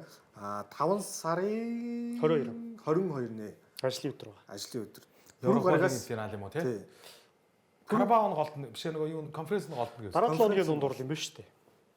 Тийм билүү. Тийм шүү дээ. 10 хоног үлдсэн. Аврагын лигийн финал нь болохоор 31 ингэ. 31-нд. 31-ээс 6 сарын гэж хэлж шүү. За Европа лиг биш конференц лиг рүү хамтдаа шилжиж байна. Энэ бол Фиорентина Битис гэсэн тоглолт. За Фиорентина 3 жил дарааж финалдах уугүй юу гэдгийг шийдсэн. Хоёр финалдад хоёрын дээр нь төрүүлж чадаагүй байсан тийм. Москин 2-3 юм боломж гаргасан. Москин өөрөө айгүй тааруу төгсгсөн. Тийм энэ жил өгнөстэй гоё юм да. За нөгөө ингээд талд нь. Real Betis-ийн сөрөг тоглогоо Isco дамжуулсан. Антони одоо нөгөөч байна. Энэ харцгаа. Антонигийн зүүн хөл, Яммалын зүүн хөл хоёр Испанд амар байгаа. Яа, харин тийм ээ. Хоёр зүүн хөл амар байгаа. Эннийхээ өмнөх лигийн тоглолтын дээр бас хожлын гол ийсэн гэж. Бас дэрэг болноор зогцсон байлгүй зогцсон байсан тий. Баруун хөл ирээ. Гоё байна Антони. Уг нь ийм тоглогчтой гэдгийг харуулж байна да тий. Болж штэ Антони болол. Робин Госенс. Госенс гэдэг хүн чинь одоо ер нь энд яваа юм байна. энэ одоо Германыхаа шиг шийд ер нь дуудагдж байгаа юу? Байхгүй. 3 хамгаалагчтай тоглол Байхгүй хаа. гарах уу? Голын Голын 5 авах хэрэгтэй. 3-5 гэвэл голны 5 авах хэрэгтэй. Спинер сүүлийн үед гараа мараанд бол гараагүй санагч байна Госенс бол. Юу нэ 23 даа дуудчихсан шүү. Тэгээ энэ хүн ч одоо ерөөсөө айгүй гоолтой байгаа шүү. Тий. За ингээд тоглолтын 2 Дахиад тий дахиад бүр дахиад Госенс Госенс. тусгасан 2-1 болгосон. Дахиад Госенс. Намрагч тий. Амар үргэлж. Тийхгүй тэр. Яаж За ингээд нийлбэр дүн 3-3 болгоод тэнцүүлсэн. Статаас нь талын модон хутга гэдэг шиг болчих жоос тий. За энэ 89 дэх үү. Антони мундаг байлээ. Би бас ингээд дуусгах шахсаа. Давид Дихя 2 дараасан. Тий. Ихээ хааж л байна. Антони баруун хөлөөрөө згсэн. Тий. Тэр чинь нэг Манчестер таахт юу баруун мэтх зүүн үлрэж зөхөж чадах болсон. Тэгээ ийм л болцсон. Тий, бүр маш гоё хөнгөн байлээ. Юу бол Антони бол мундаг байл. Энд ингээд хожлын голын дамжуулт өгч байгаа шүү дээ Антони. Обаа ингэж аваад тэр гол хамгийн гол нь одоо тэр сая биерээ хасж байгаад аваад Антони руу өгж байгаа үнийг одоо тэр голыг эхлүүлсэн хүн л тий. тий. Тэр хамаг гол юм хийж байгаа байхгүй. Эний чинь нэг нэр нь хэв билээ. Энэ зохиод байгаа нөхөр сая гол хийдэг. Изазули. Абдэ гэдэг. Абдэ. Чи манай Барсад байсан юм уу? За ингээд Битис Европын тэмцээний финалд үлдлээ тий. Пелегрини бас Европын тэмцээний финалд ингээд өөр багуудаас үлдчихэж байгаад ховор тохиолдолд нэг болж байгаа хаа. Тэгээ өөр шатанд тийм ээ. Пелегрини чинь өмнө юутай үлдсэн юм. Вилералт биш лөө. Үгүй хаг шгшээ юм байна. Тийм ээ. Вилералт амаа юм байна. Тийм. Юун дээр Антони ингээ өвөл ирж байгаа шүү дээ энэ хүн чинь. Өвөл ирчээд 21 тоглолтод 12 гол шууд оролцсон. 8 гол, 4 голын дамжуулалт. Тэгээ сая чөлөө цохилтоос гол хийснийхэн дараа яг тоглолтын дараа Давид Дихягийн яриад өгсөн байл л дээ. Бид хоёр Манчестер Юнайтед баг 1000 удаа хамт бэлтгэл хийсэн. Энэ хүн хизээч ингэ зогч байгаагүй гэж. Давид Дихя бол тоглолтын дараа. Антони ирсэн байхад Дихя ч яваагүй байжсэн юм уу тий? Нэг үлрэл хамт байсан. Сүүлийн үлрэлт нь Сүүлийн үлрэл ирсэн юм байна л. хамт байсан. За Тэгээ тэгээ одоо энэ жил үнэхээр өөр байна тий? Антони. Тийм бүр. Битис энэ 100 яаж иж байгаад авч үлдмээр байна л гэж л. болохгүй хин хокин нь шүү дээ. Нөгөө Хокин Санчес. Хокин Санчес би хэнийг Антониг яаж игээд авч үлдэх хэрэгтэй хулгай хийх шаардлагатай бол би автобусыг гаргая гэж хэлсэн. Яг нөгөө одоо Битис шиг багт яг нэг юм түлхүүр тоглогч хэрэгтэй байл л дээ. Чамин тий? Чамин. Тий одоо нэг юм айхтар хүнтэй болчихмоор байна шүү дээ тийм үү? Тэгмүүд ийм тоглогч хэрэгтэй байхгүй. Угаасаа Антоник ирэхээс өмнө Битис ч юм баг хүснэгтийн дундуур л явжсэн баг шүү дээ. Одоо Тийм нэг тийм гоц тоглогчтой байдаг шүү дээ ер нь заавал. Ер нь жишээ нь одоо Wolverhampton Cunha байхгүй л яах юм те тэр шиг. Тэнгүүд одоо энэ Антони чинь Манчестер Юнайтед Аморын түүнийг хэрэглэнэх юм уу хэрэглэхгүй гэх юм уу? За мэдхгүй. Ер нь яаж игэл үлдсэн Антониг аятах явахыг л Рашфорд энэ хоёрын ирээд бол айгүй бүрхэг байгаа шүү дээ. Тий. Амадыг илүүд үзэх юм уу те? Гэтэ Аморын ирчээд өөр хүн ирчээд байгаа шүү. тий Антонигийн үзүүлэлтийг харах юм бол энэ нөхөрч одоо сүүлийн тоглолтууд дээр Жирона, за Valladolid дээр өнчтсөн Фиорентина, Спанол, Фиорентинага тоглолтуудаар дараалан гол хийсээр байгаа. Челсиг их анхааралтай ажиглах нь ш та Антониг. Гэхдээ энэ юу манайх Антонийг ажиллахгүй шүү дээ. Манай нөгөө Стива ирж байгаа юм. Энэ нөгөө хин Аморын чинь хамгийн гол нь энэ нөгөө 100 Манчестерийнхаа бэлтгэл дээр дуудаж авчираад харах бах. Тэ? За сайн яваад ирв. Өөрт нь бас нэг тохирохоор юм байна уугүй байна. Амжилт хүсье. Тий, за Антонис мундаг байна. Яа, гоё гоё. Челси чинь зүүн зүгүүр дээр чинь Стиван гэж. Челсиг анзаараа гэдэг финалийн тоглолтын дээр анзаараа гэж байхгүй да. Танаа өөдөөс тоглосон шүү дээ. Та тэгж ойлгоогүй юм уу? Ойлгоо гутаж авах тухай. Тэр Valladolid дээр их шиг л өнччих байхаа да. Испаньол дээр ихгүй яа. Өдөр судран ч гэсэн гоё таарч яг 4 сарын 25, 5 сарын 25. Сардаа нэг өнжих байхаа гэж. Юун дээр Real Betis Европын тэмцээний финалд ханхудаага шалгарч байгаа баг. Түүхэнд би тэгж харсан. 10 Испани улсаас 12 дахь баг, 12 дахь өөр баг Европын тэмцээний финалд үлдэж байгаа юм байна. За хамгийн олон удаагийн тохиолдол бол Англи 15 өөр баг Европын тэмцээний финалд үлдсэн байдаг. Сая одоо чинь харахад Wolverhampton хүртэл аль 70 онд финалд үлдсэн байж байгааг харж байна. Герман бас 12 багтай байдаг. Ингээд Испани мөн 12 багтай болж байгаа юм байна гэж. За цаг бүр нэлээд тайлсан байна. Хэдүүлээ техникээ өндөрлүүлээ. Европын тэмцээний талаар ярьлаа. Тунгуудхуудыг финалийн тоглолтуудтай холбоотой дөхөхөр тухайн 7 хоногт нь мэдээллүүдийн үзэгчтэй хүргээд явна. Нэвтрүүлгийн ерөнхий ивент тэтгэгч сайн сайхныг санхүүжүүлэн Голомт банк мөн нэвтрүүлгийн алтан ивент тэтгэгч өөрийн барыг сэрээ Tiger брэнд ажиллаж байгааг дуулахад таатаа нь хэсэг хугацаанд завсарлаад 20 дугаар хэсгээр олцсон.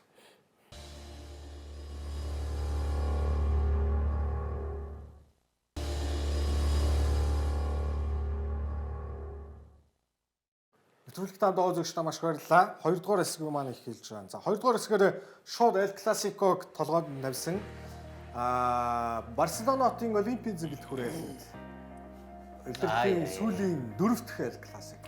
Хэдэн 4 онооны зөрүү байлуу? 4 оноо. Тэгэхээр Реалд бол ерөөсөө тэнцээч баг хэрэггүй. Заавал хожиж боломж авдаг. За Барсагийн хувьд ингээд нэг батсан. Тэг Барса тэгж унаах хэрэг байсан юм уу? Дутуу хөрөхтэй дараа нь ингээд шижээсний унаах хэрэг байсан юм уу? За Мбаппе нэг тэг болгосон. За 5 дахь оноод. Тэгээ угаасаа ингээд эхлээд л байгаа юм л та. Тэгээ 4 тоглолт дараалал Барса ихнийг болыг алдчихж байгаа.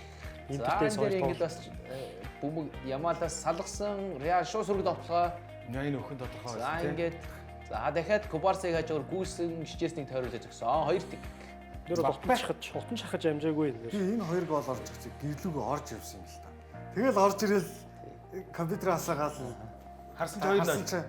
Гөө 2-0 байгааг би хараад орсон. Нөгөө саяны энэ гол Тэрнээс ихлээр бас хойш сая харуулчихлээ алдаа байсан уу юу гэдэг. Ингээ урсгасан. За Эрик Гарсия мөргсөн. За Эрик Гарсия гэж энэ хамгаалагч залуу тийм. Тай. Мондог өнөө үйл явах гэжсэн юм шүү дээ. За Комос энийг хараарай тэр. Энийг тэг мэдсээр байж л хааж чадахгүй байна. Тий. Аюултай яг нөгөө сая нөгөө өөрөө нөгөө тууж өөрөө засаж За байгаа. энэ бол гар биш ээ. харах анзаарна. Энэ яг Гар хүрсэн үгүй гэдэг дахиж харуулж сэрж гарны гол тийм. юм да тий. Энэ бол за камер эргэж авах. За ингээ прессинг хийгээд ингэсэн хийгээгүй. Гэхдээ өө чи хийчихсэн лөө. А 3-2. Энийн өмнө дахиад нэг алддаг те. Энийн өмнө дэг үзэгдэг үү? Яг энийн өмнө төстэй момент алддаг ч Рафиня те. За дараа нь харин Рафиня тарин гайгүй голын дамжуултыг дүүсдэг тийм. За ингээд Ямал Яг ингэж дамжуулаад 2-3 хийцэн штэ энэ. супер байгаа. За ингээд Асенсио багтсан. Васкс. А это Васкс те. Рафиня Энэ буцаа дамжуулт дамжуулмаа. Яа. Эхний арга Рафинягийн хэдэн гол болж байгаа юм бэ? Чи бүх тэмцээнд 32. Явж өгсөн бохоо. Тоог алдчих юм. Гэтэл ингээ хийгээд байгаа нь л 30 хийд байгаа. Одоо тэр Месси Роналдо хоёр яаж тэр 60 талаар нь хийдэг юм бэ те. Утгаггүйсэн багаас те зүгээр ингээ аргаар те. Энэ Рафиня ингээд хийгээл байгаас те. Тэгсэн хэрнээ 30-д л хичээ штэ. Реалаас энэ тогтон шахаж үзчихвэлээ. Тэгсэн те. Гэтэ энэ отон тоглолт марцсан. Энэ За Модрич Тэ чам дамжуулт өгч л байлаа. Ингээд Манай 3-2 болгосон. Биш 4-3 болгосон тий. Тэнгүүд нэг жоохон оч өсөхгүй юу? Тийм ухаал. Мбаппе хэтрик. Энэ анхных нь хэтрик үү? Барсаг эсрэг. Барса эсрэг. Paris Saint-Germain дохта ийсэн. Paris Saint-Germain дохта Camp Nou тийм. Юуны хэтрик? Галего. Реал Барсагийн Эл классик.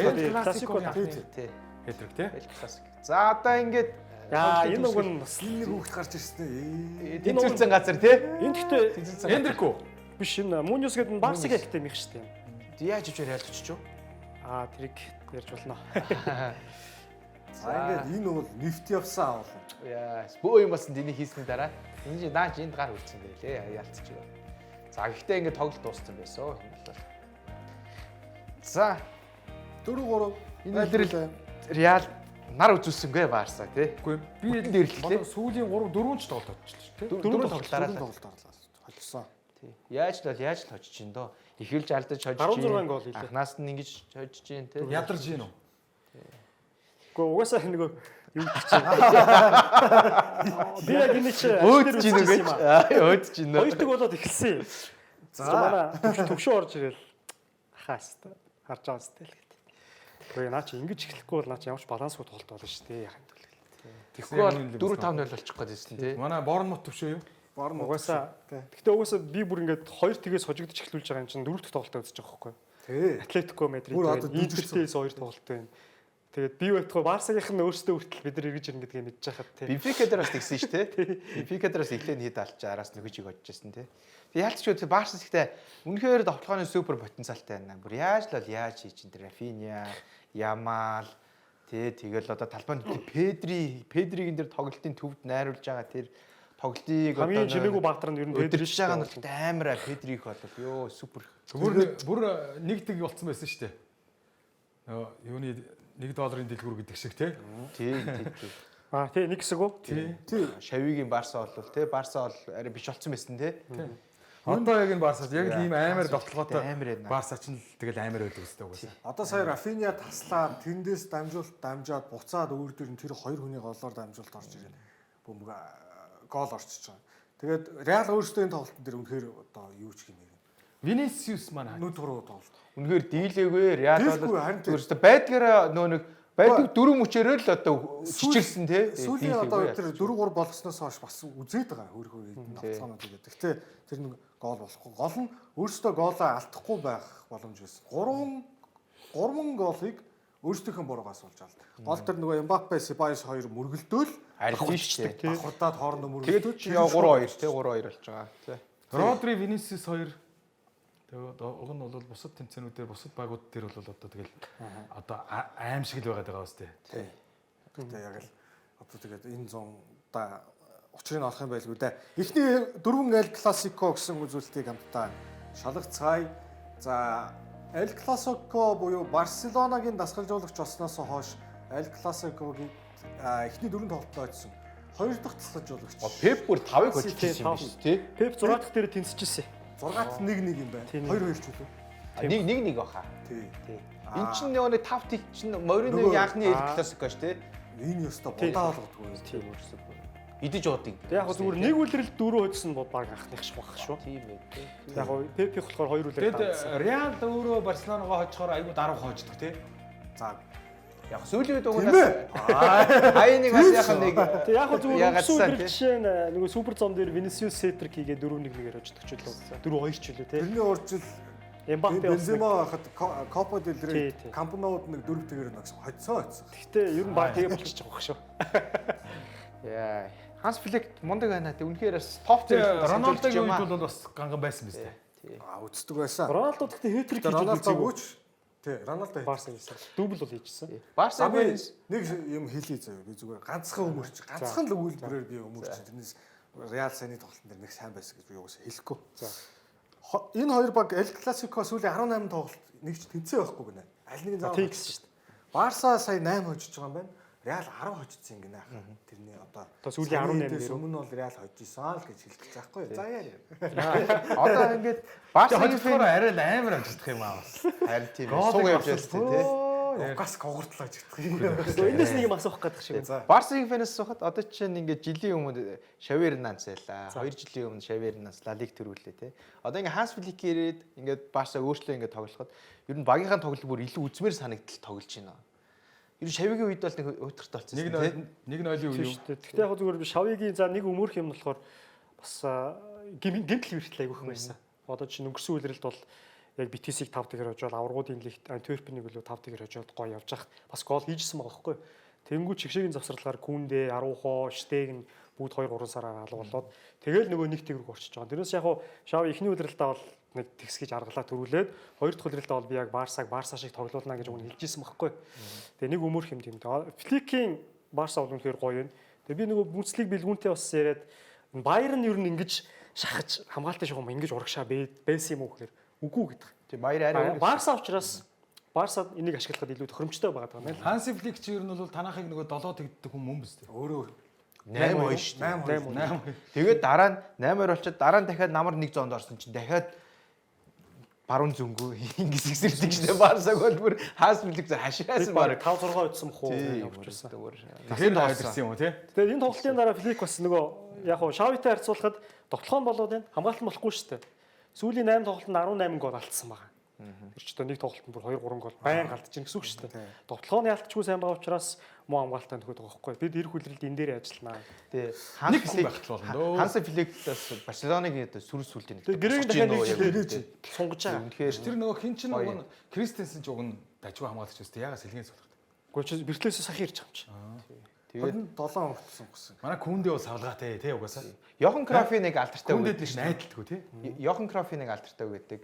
Хэрвээ би нэг тэгэр хожих 5-4-өр хожих хоёрыг алийг сонгох юм бол 5-4-өр хожих сонгоно гэж хэлдэг гэсэн. Яг тэрэн шиг тоглож байгаа Барса. Үнэхээр гоё яагоо юм ч бас тий. Жимжиж чин хөлбөмбөж өгнө тий. Ингээ зүгээр аль ч дэмждэггүй үзэхэд ч гэсэн гоё тоглолт үзээд байгаа юм. Тэгэхээр Барсагийн фэнүүдийн хувьд бол баг асуух шаардлагагүй гэсэн үг шүү дээ. Энэ завсарт гарахаа ганцхан өгүүлбэр хавчилж идэггүй. Энийг онцлохгүй аргагүй л да. Эмбапе сая хэтрик хийгээд энэ үлрэлийн гооло 38 болгочихж байгаа юм байна. Тэнгүүтээ Реалд ирсэн дебют үлрэлт хамгийн олон гол хийсэн нөгөө Иван Замороногийн амжилт тэгдэж байгаа юм байна шүү дээ. дээ. Замрон очин чийл лөө. Чил. Тий. Ер нь бол Самрана гэдэг үс. Самрон тийм. Тэгээд одоо Барсагийн хаалганд 4 дахь хүн энэ үлрэл те. Тийм, 4 дахь хүн хэтрик хийсэн хожигдчихж байгаа.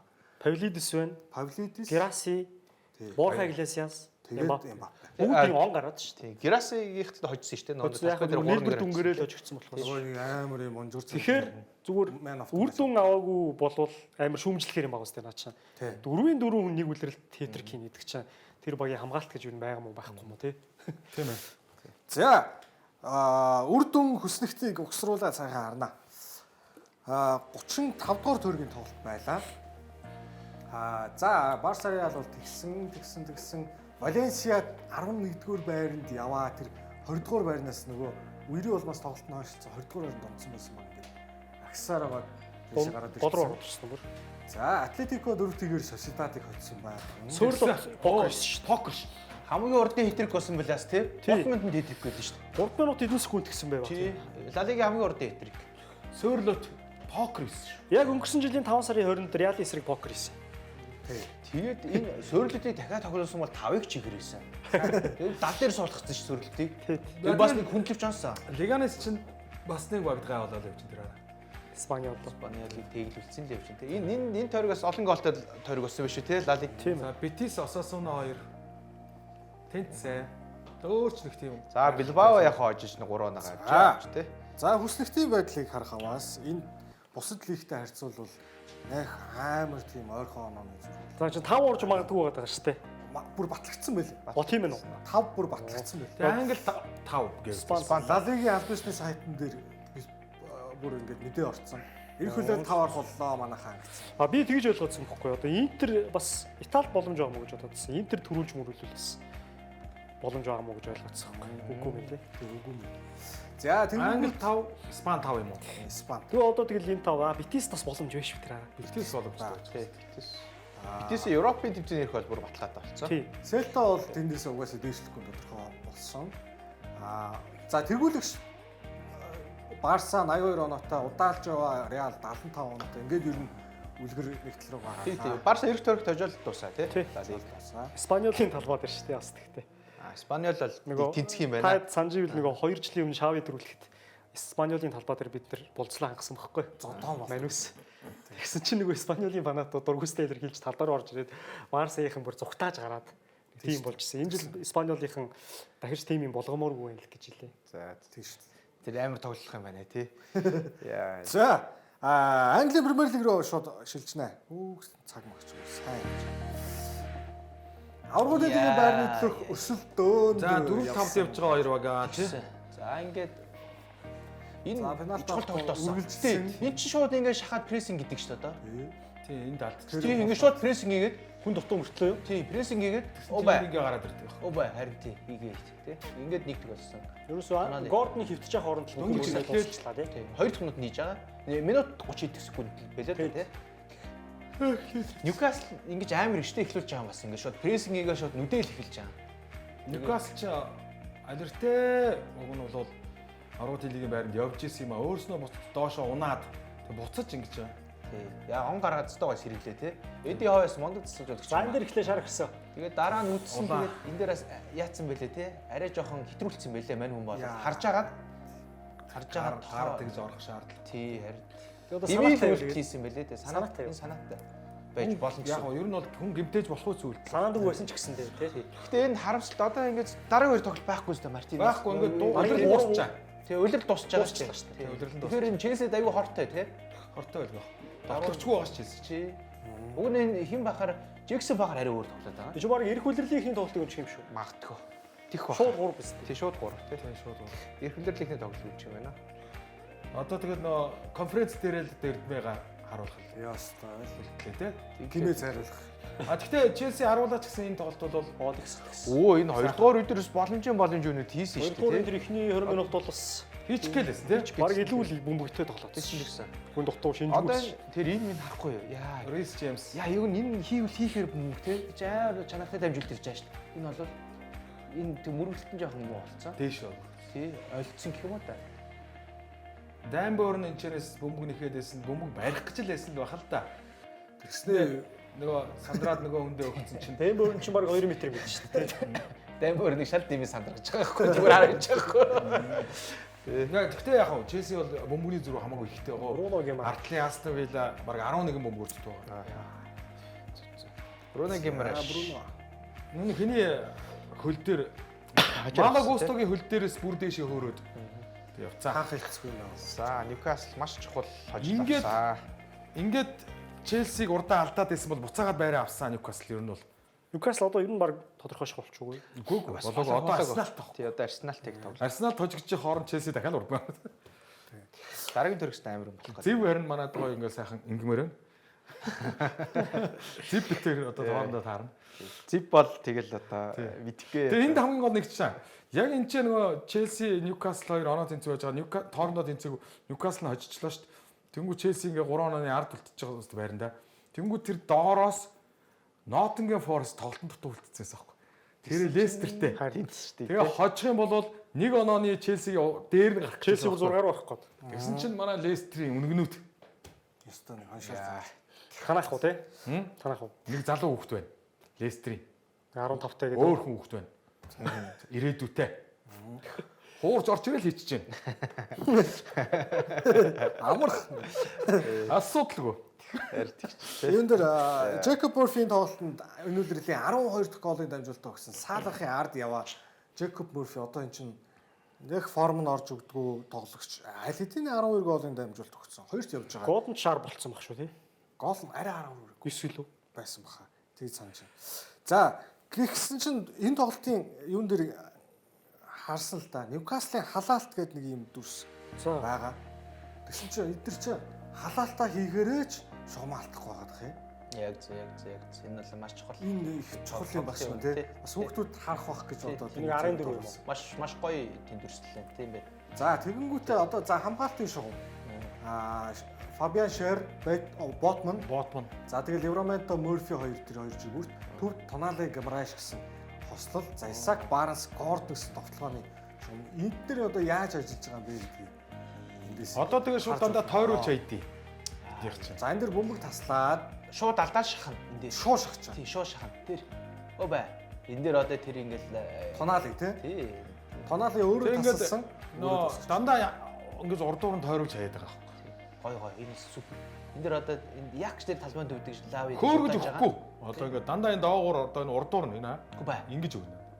Яг тойрол гараад ирлээ тий. Гой. Тэг ингэж орж ирсэн бөмбөгийг нь нөө Исаак цохиод хаалгач хаан штэ. Тэнгүүт нөгөө тал руугаа ойд юм байна. Тэнгүү нөгөө жигүүрээр явж байгаа хүн Мөрфи ч дандаа энэ нэмсэнг бол штэ. Тий, Мөрфигийн гол дандаа нэмсэн. Дандаа нэмсэнг бол. Исаакийн талаас нь цохиол хаалгач хаагаад ийшээ гарч ирсний нэмээд байгаа юм. Эди Хауи 4 дарааж талбайдаа Челсиг хоцсон. За Ньюкаслд нэг удиралдаа багтааж 2 тоглолтод хоёуланд нь Челсиг 38 жилийн дараа хоцсон байна. Хоёуланд наа. Хоёуланд нь хоцсон гинэ. Намарч одоо 2 биш ээ. Нэг удиралд 2 тоглолтод бүх тэмцээнд. Өөр тэмцээнд бас хоцсон гин. тий. За тий. Сая нөгөө юу тэрнээс Премьер лигтээ бол манай хойд. За голын үнэтэй алдаа гэсэн айхтар нэг муухай юм Челсиг дагсаар байна. Сая бол Ромео Лавиа төвд бөмбөгөө шууд эргэж хард таслуулаад. Тий. За энэ бол тэдний энэ үлрэлийн 14 дахь голын алдаа. Санч ахчаас овоо олон юм биш 5 юм биш тий. Санч чи өөрөө Айлт баг тав болцсон байсан тий. Тэрнээс хойш харин гайгүй. Энэ Кукурэ нэг тоглолт нээсэн юм байна. Тоттенхэм дээр 2 хийсэн шүү дээ. Нэг бүдэрч унаа. Гүзээ солиод. Тий харин тий. Тэгээд 2-ыг хийсэн тий. Тэгээ хоцсон л доо тэрэн дээр. Тэгсэн тий. Энэ хэн Санчес бол дандаа айлын өндөр шидэл өгчтэй шүү дээ. Нэг ууйтахаар өгчдөг тий. Маяг өгчтэй. Тэгээ өөрөө тэрийгэ буцааж хаагаад хаалт нь яваад идэв. Тэгж нэг өөрийнхөө жоохон хоголтыг оруулдаг. Тэгээ нэг хэсэг аваргач нь суулгаад Йоргенс гаргасан байхгүй юу? Тэгээд ерөөсөө сүүлийн 3 4 тоглолт буцаж гарч ирсэн шүү дээ. Санчес ч ерөн сэлгээ болсон шүү дээ. 9 өөр тоглогч байгаа. Саутгемптон 19 голын үнэтэй алдаа гаргасан. Араас нь Челси 14-ийг гаргаснаа удаалж байна. За энэ алдаануудыг Энцо Мареско зундаа засах болгоод байлгүй дээ гэж. Манай нэг тайлбарлагч Тэмүүлэн Роберт Санчес бөмбөг авангууд Тэмүүлэн тайлбарлаж явахдаа ингээд юу яагаад л шүү дээ.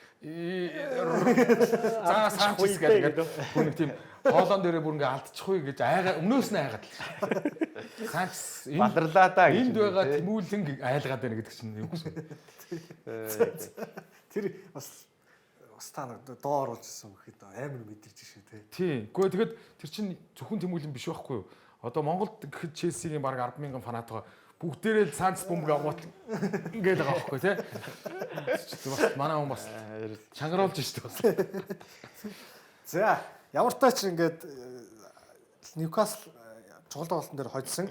За Супер Сандей Ливерпул Арсенал. Энэс тэ үнэхээр бас гоё бэлцэн хөлбөр явсан шүү дээ. Сака хаалга онцгойгоо. Тэ нэрээ. Энэс тэ гоё үнэхээр ийм хөлбөраас байж болох юм байл шүү. Зөвхөн хүн зөрдөг. Тий харин тий нэг хүнийг албаар гүйлгээд Тэгээ Ливерпулийн ингэж ухрах гэдэг яаж мэдэв. судалсан байгаа. Энэ одоо харин яаж юм бэ? Хамгаалагч нар нь хаана? Тий энэ ерөөсөө нөгөө нэг маш хурдан хажуугаар бөмбөгийг шууд тоглолтод оруулаад. Тэгэл энэ сул ганцаараа хийж байгаа. Энд тэгээд бас нөгөө нэг хамгаалтын анхаарал байхгүй тий.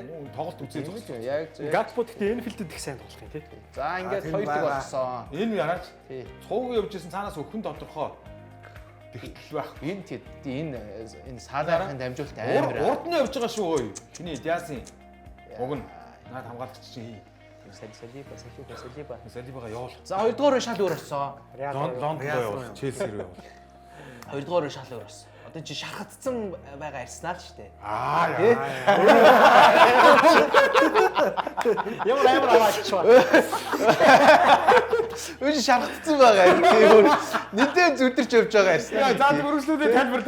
Ингээ 2-1 болгож байгаа. За X чинь. Ингээ 2-1 болгож байгаа. За ингээ ихтгэл найд дээрс эргэж байгаа шүү дээ. За ингээ бүр 2-2 болгох шахна одоо энэ. Тэр. Яа энэ Конате болонгоос Энэ яатсан байгаа үү нэ? тий шархацсан байгаа чи өөр арай гэж явж байгаа тэр шархацсан байгаагаар нь ингэ тэнцүүлж байгаа ш тэр 2-2 Ливерпултэй тоглолт хожигдоог бас аваад хитэн тоглолт болж байгаа юм байлээ. Шахтал ер нь 3 жил алдсан байгаа юм байна. Яа Нэрилоо. энэ ч маш чухал голоо. Энэ бол маш чухал гол. За одоо ингэ шархацсан байгаа бүр бааларна тий. Бүр одоо ингэ шархтаа бүр алийг халтнаад болж заяа тий. Одоо ингэ улаац тий нэг нь гимтээд байгаа юм улаа уцаад байгаа юм аваад 10 үнэтэй болж байгаа. Мерино байхгүй. Тий Мерино авахгүй тий. Бүрс та гачин юм болж байгаа ч тий. Тарах Ньюкаслыг хожиж өгөх юм байна үстэй. Яа. Тэр нь одоо хожихол л болоод шүү дээ тий. Тэгвэл Сити ч урдчин гарч. Яа, За ингээд тоглолтын төгсгөл ийм болсон. Тэгсэн энэ отон тоглолт юм уу, алдаа юм уу, ямар нэгэн байдлаар гол тооцогдоогүй. Энэ дээр төлхөө унгацсан л гэдэг харин тийм. Канатаг түлхсэн. Юу Алдаасан яасан? гэсэн юм. Тэрнээс отон бол байгаагүй юм байлээ. Ааха. За ингээ 2-2-оор тэнцсэн. Шинэ Тэгээ яг энэ бол Арсеналын хувьд бол чухал байна. Тийм тийм. Арсеналын бас байд юм ба. нэг онооч гэсэн аягүй хэрэгтэй байхгүй тий. Харин Арсеналын хувьд бол чухал оноо инфилдээс авч Юм яаж мэдгүй Арсенал зүгээр ингээд энэ дээр хожигдоод Склийн хоёр дөрөгт салгалж авч байгаа хожигдчихвол бас Баалар сайн нэг онооч маш чухал оноо болчихсон. Араа идчих ингээд 3-4 онооны зөрүүтэй өртөө тэр. Одоо бүхэл тоглолтын оноо заагалчихж байгаа байхгүй. Хэрвээ энэ дээр хожигдсон бол яг 3 оноотой үлдэнэ. Сая тэнцнээр 4 оноо олох гэж байна. Тэгэхээр яг 2 тийм нэг тоглолтын нөөцтэй болж байгаа гэсэн үг тийм. Маш чухал тоглолтонд бол тэнцээ авлаа тийм шархтцсан байж байгаа Арсенал. Төрөл өрийн шархтай шүү дээ тийм. Тоглолтын төгсөс төрөл аруулаа үлдээл баларсан юм болж. 6 тулаа утсаа авлаа штэ. Энэ зөвхөн үү Зөвхөн зөвхөн Премьер лиг. Тэгсэн. Тэр 6 олоо авсан тоглолтууд байгаа. Зөвхөн нэгэнд нь л хоцсон. Бусад 5 тоглолтод оноо алдсан. Тэнцэх Борн муудаж гэдэг тий. Улаан гэдэг ч бас. Ер нь Артета ирснээс хойш улаан замаа алтлаа тий. Тэгээд довтлогч байх. Жесус ч ир байгаа юм уу? Байхгүй Зээ байхгүй. Одоо ирэх хизээ идэх нь бас эргэлзээт нь өвдөгний чагтаал бас хэмтэлсэн. Жесус одоо эдгээд ч нэг нэмэр болохоос харин өмнө. тий. Тэгээ Одоо одоо довтлогч одоо хэнийг авах гэж? харин довтлогч л одоо авах. Гёкериш юм шиг. Гёкериш гээл янз янзын юмнууд ирэгч тий. Сая л ихтэй явж Их ярихаар бүтэхгүй гэж наач ярихгүй байгаа. Миланы Ляо ч Челситэй ярилцж байгаа юм л шүү дээ. харин тий. Челси бас нэг тим тоглогч авах болсон баха тий. За, голын дамжуулалт гэдэг одоо нэг үзүүлэлт байгаа. За, энэ бол Мухаммед Салах Энэ 18 голын дамжуулалт Энэ байгаа. одоо 2 тоглолттой тий. Жакоб Морфи 12 тий. Рекорд нь 20 лөө. Рамскор Тий 20 Андрегийн Сака. бас Кевин Де Бройн Гүйч одоо- 20 гэдэг шүү дээ. За би Энэ 3 ч урд сард манай Фабригасын 19 байгаа. За би 2 сард л баг 16 доллар болсон. за тэрийг бэлдсэн байна. Өснөх нь Одоо энэ байгаа. араас бэлдсэн байна. Ямар ч тач ийм Энэ жил бол ийм байна. Тий. Эланга мөн гоё явж байгаа. Тийм байна. Дамскарыг хараа. Оо. Брентоны Робинсон бол зайлиртаараа болсон. Айлч таар. Тий. Робинсон аягүй сайн тоглож байгаа тий. Сака ч гэсэн гимтгээс өмнө 9 мөс байсан. За, Салахын голын оролцоо гэж байгаа. За, би бүр ингээ сайхан. Сүүлд бүр манай Салах байна. Гол чихээ байла. Дамжуулж яаж нэхэр эхний 28 тоглолтод энэ хүн 17 голын дамжуулалт өгсөн. Харин тий. Сүүлийн 8 тоглолт дотор ганцхан голын Яг дамжуулалт. энэ бас явах болчт юм уу ингээд зогсчих. Зүрүүлчлэр бас нэг Тийм зогсч тий. хамчин гэж байдаг. За, голын дамжуулалтын зайн 146 минут 4 секунд тутам 1 голын дамжуулалт өгчихсэн. Авч 714 минут тоглохдоо одоогийн байдлаар ганцхан голын дамжуулалт өгчихсэн. Явж байна. За, гол нь ч гэсэн ер нь бол 25-3 гэсэн харьцаатай. Голын дамжуулалт хоёулаа буурсан бод. Сала хэдэн жилийн гэрээ сонгосон бэ? 2 жил. 27 хүртэл тий. Тий. Иргэжил тоглоом тэрний дараа жил. Тий. Вандайкос адилхан. Тэгээд 36 гэж. 35 92 оных шүү дээ чинь. Тий. Тэгээ 35. Тийм үү. Салах тэгээд мундаг нэг яг саяны тоглолтын дээр шил Арсенал дээр хэрэг голын дамжуулалт өгөөч гэсэн дээр хоёр дахь голыг үүсгэж байгаа байхгүй. Тий. Хоёр дахь голыг тэр үүсгэж байгаа дамжуулалтанд Нөгөө аслар нарийн кипасуудад дамжуулалт. төлхүүр дамжуулалтуудаа бол хөгөөл байгаа. Тий, харин тий яг. Тэд нар нөө ассист олохгүй яг гол орохыг өмнөх нэвт гаргаж гэж байгаа дамжуулалтууд болчиход байгаа гэсэн. За, Коди Гакпогийн Эфил дэх гараа гэсэн юм байгаа. Тэрийг цаг бүр нэлээд явцсан байна. Дахиад 3 дугаар хэсэг байгаа даа. Ямар ч. За, энэ хүн 11 Эфил цэнгэлт хүрээлэнд 11 тоглолт дараалж гараанд гарахтаа бүгд гол оруулсан. За 11 сараас хойш ингээд ер нь бол Премьер лигт энэ бол цөөхөн дундуур нөгөө лигийн цом Бас гимтсэлтэй маань хүн тий. өөрөө гимтсэн ингээд яг Энфилдтэй тоглохоор энэ хүн байнгын гол Ямар амар үзүүлэлттэй тий. Энэ баг рекорд юм шүү. Тоотны юмтэй одоо энэ филдтэй 2 тоглоо гэж. Тий. Яг ийм үзүүлэлтэд ийм олон тоглолт байдаггүй баха. харин тийм үү. Энэ чинь бүр хагас жил явцсан шүү дээ. 11 гараа дараалж бүгд гол хийсэн. 12 гол Энэ баг рекорд баха. хийсэн байна. Нэг ч хожигдоогүй баг юм. Оо, явж гисэн шүү. Тоотны юм тэр нөгөө нэг өөр юуны тэмцээн юм бах та тий. Лигийн тэмцээн. Нэг нь лигийн цом. Тийм лигийн цом хариу тоглолт байхгүй. Энэ 4 сарын 28-нд хоол нь энэ Премьер лигийн тоглолт. Чи нөгөө 2 сарын 7-нд яг эхлээд нэг хожигч Тэгэхээр нэг тэгэр хожигдсон байсан. хариу дээр амар очтгоо. За. Тэнгүүт за ингээд. За Ливерпул Арсеналын тухайд бол ийм байна. Нэг нь бол төрүүлэхийн тодорхой, нэг нь аврагын лигийн байраа баталгаажуулах маш чухал оног авсан. За тэр нөгөө нэг хорлон сүтгэх ажиллагаа Дэвстрийн Челсигийн баярлдаг тоглолт те. ажиллагаан дээр тоглолтын төгсгөлд юу болов гэж. За багийн эзэн талбайд гарч ирсэн. Яг юунаас болсон бэ гэдэг хэдүүлээ харъя. За тоглолт дуусчихад яа хүчтэй мөрөгцөө. Тэгээ нөгөө олон тоглолт болцсон байсан те. Тэр чигээр явуулсан те. За тэгээд энэ хүн мэдээж 5 авны эмчийн тусламж авч байгаа. Тэгээд тоглолтыг үргэлжлүүлэх хэсгээр эмчийн багийнхан дасгалжуулагчид хилээд Тайво зүгээр тоглолтыг үргэлжлүүлнэ гингүүт солих гэж исэн сэлгээгээ болоод Жотаг оронд нь одоо авныг талбай дээр үлдээгээд тоглолтыг үргэлжлүүлсэн. Тэгсэн чинь явсараа тоглолтын төгсгөлд бол тэд гол алдчихсан. Тайво ингээд бүрэн фит бишээр тоглолтыг дуусгасан. Ингээд талбай дээр багийн эзэн Евангелиос Маринакис гэж грек нөхөр гарч ирсэн. Дискотын нөхөр байгаа шаgamаа энэ тэр.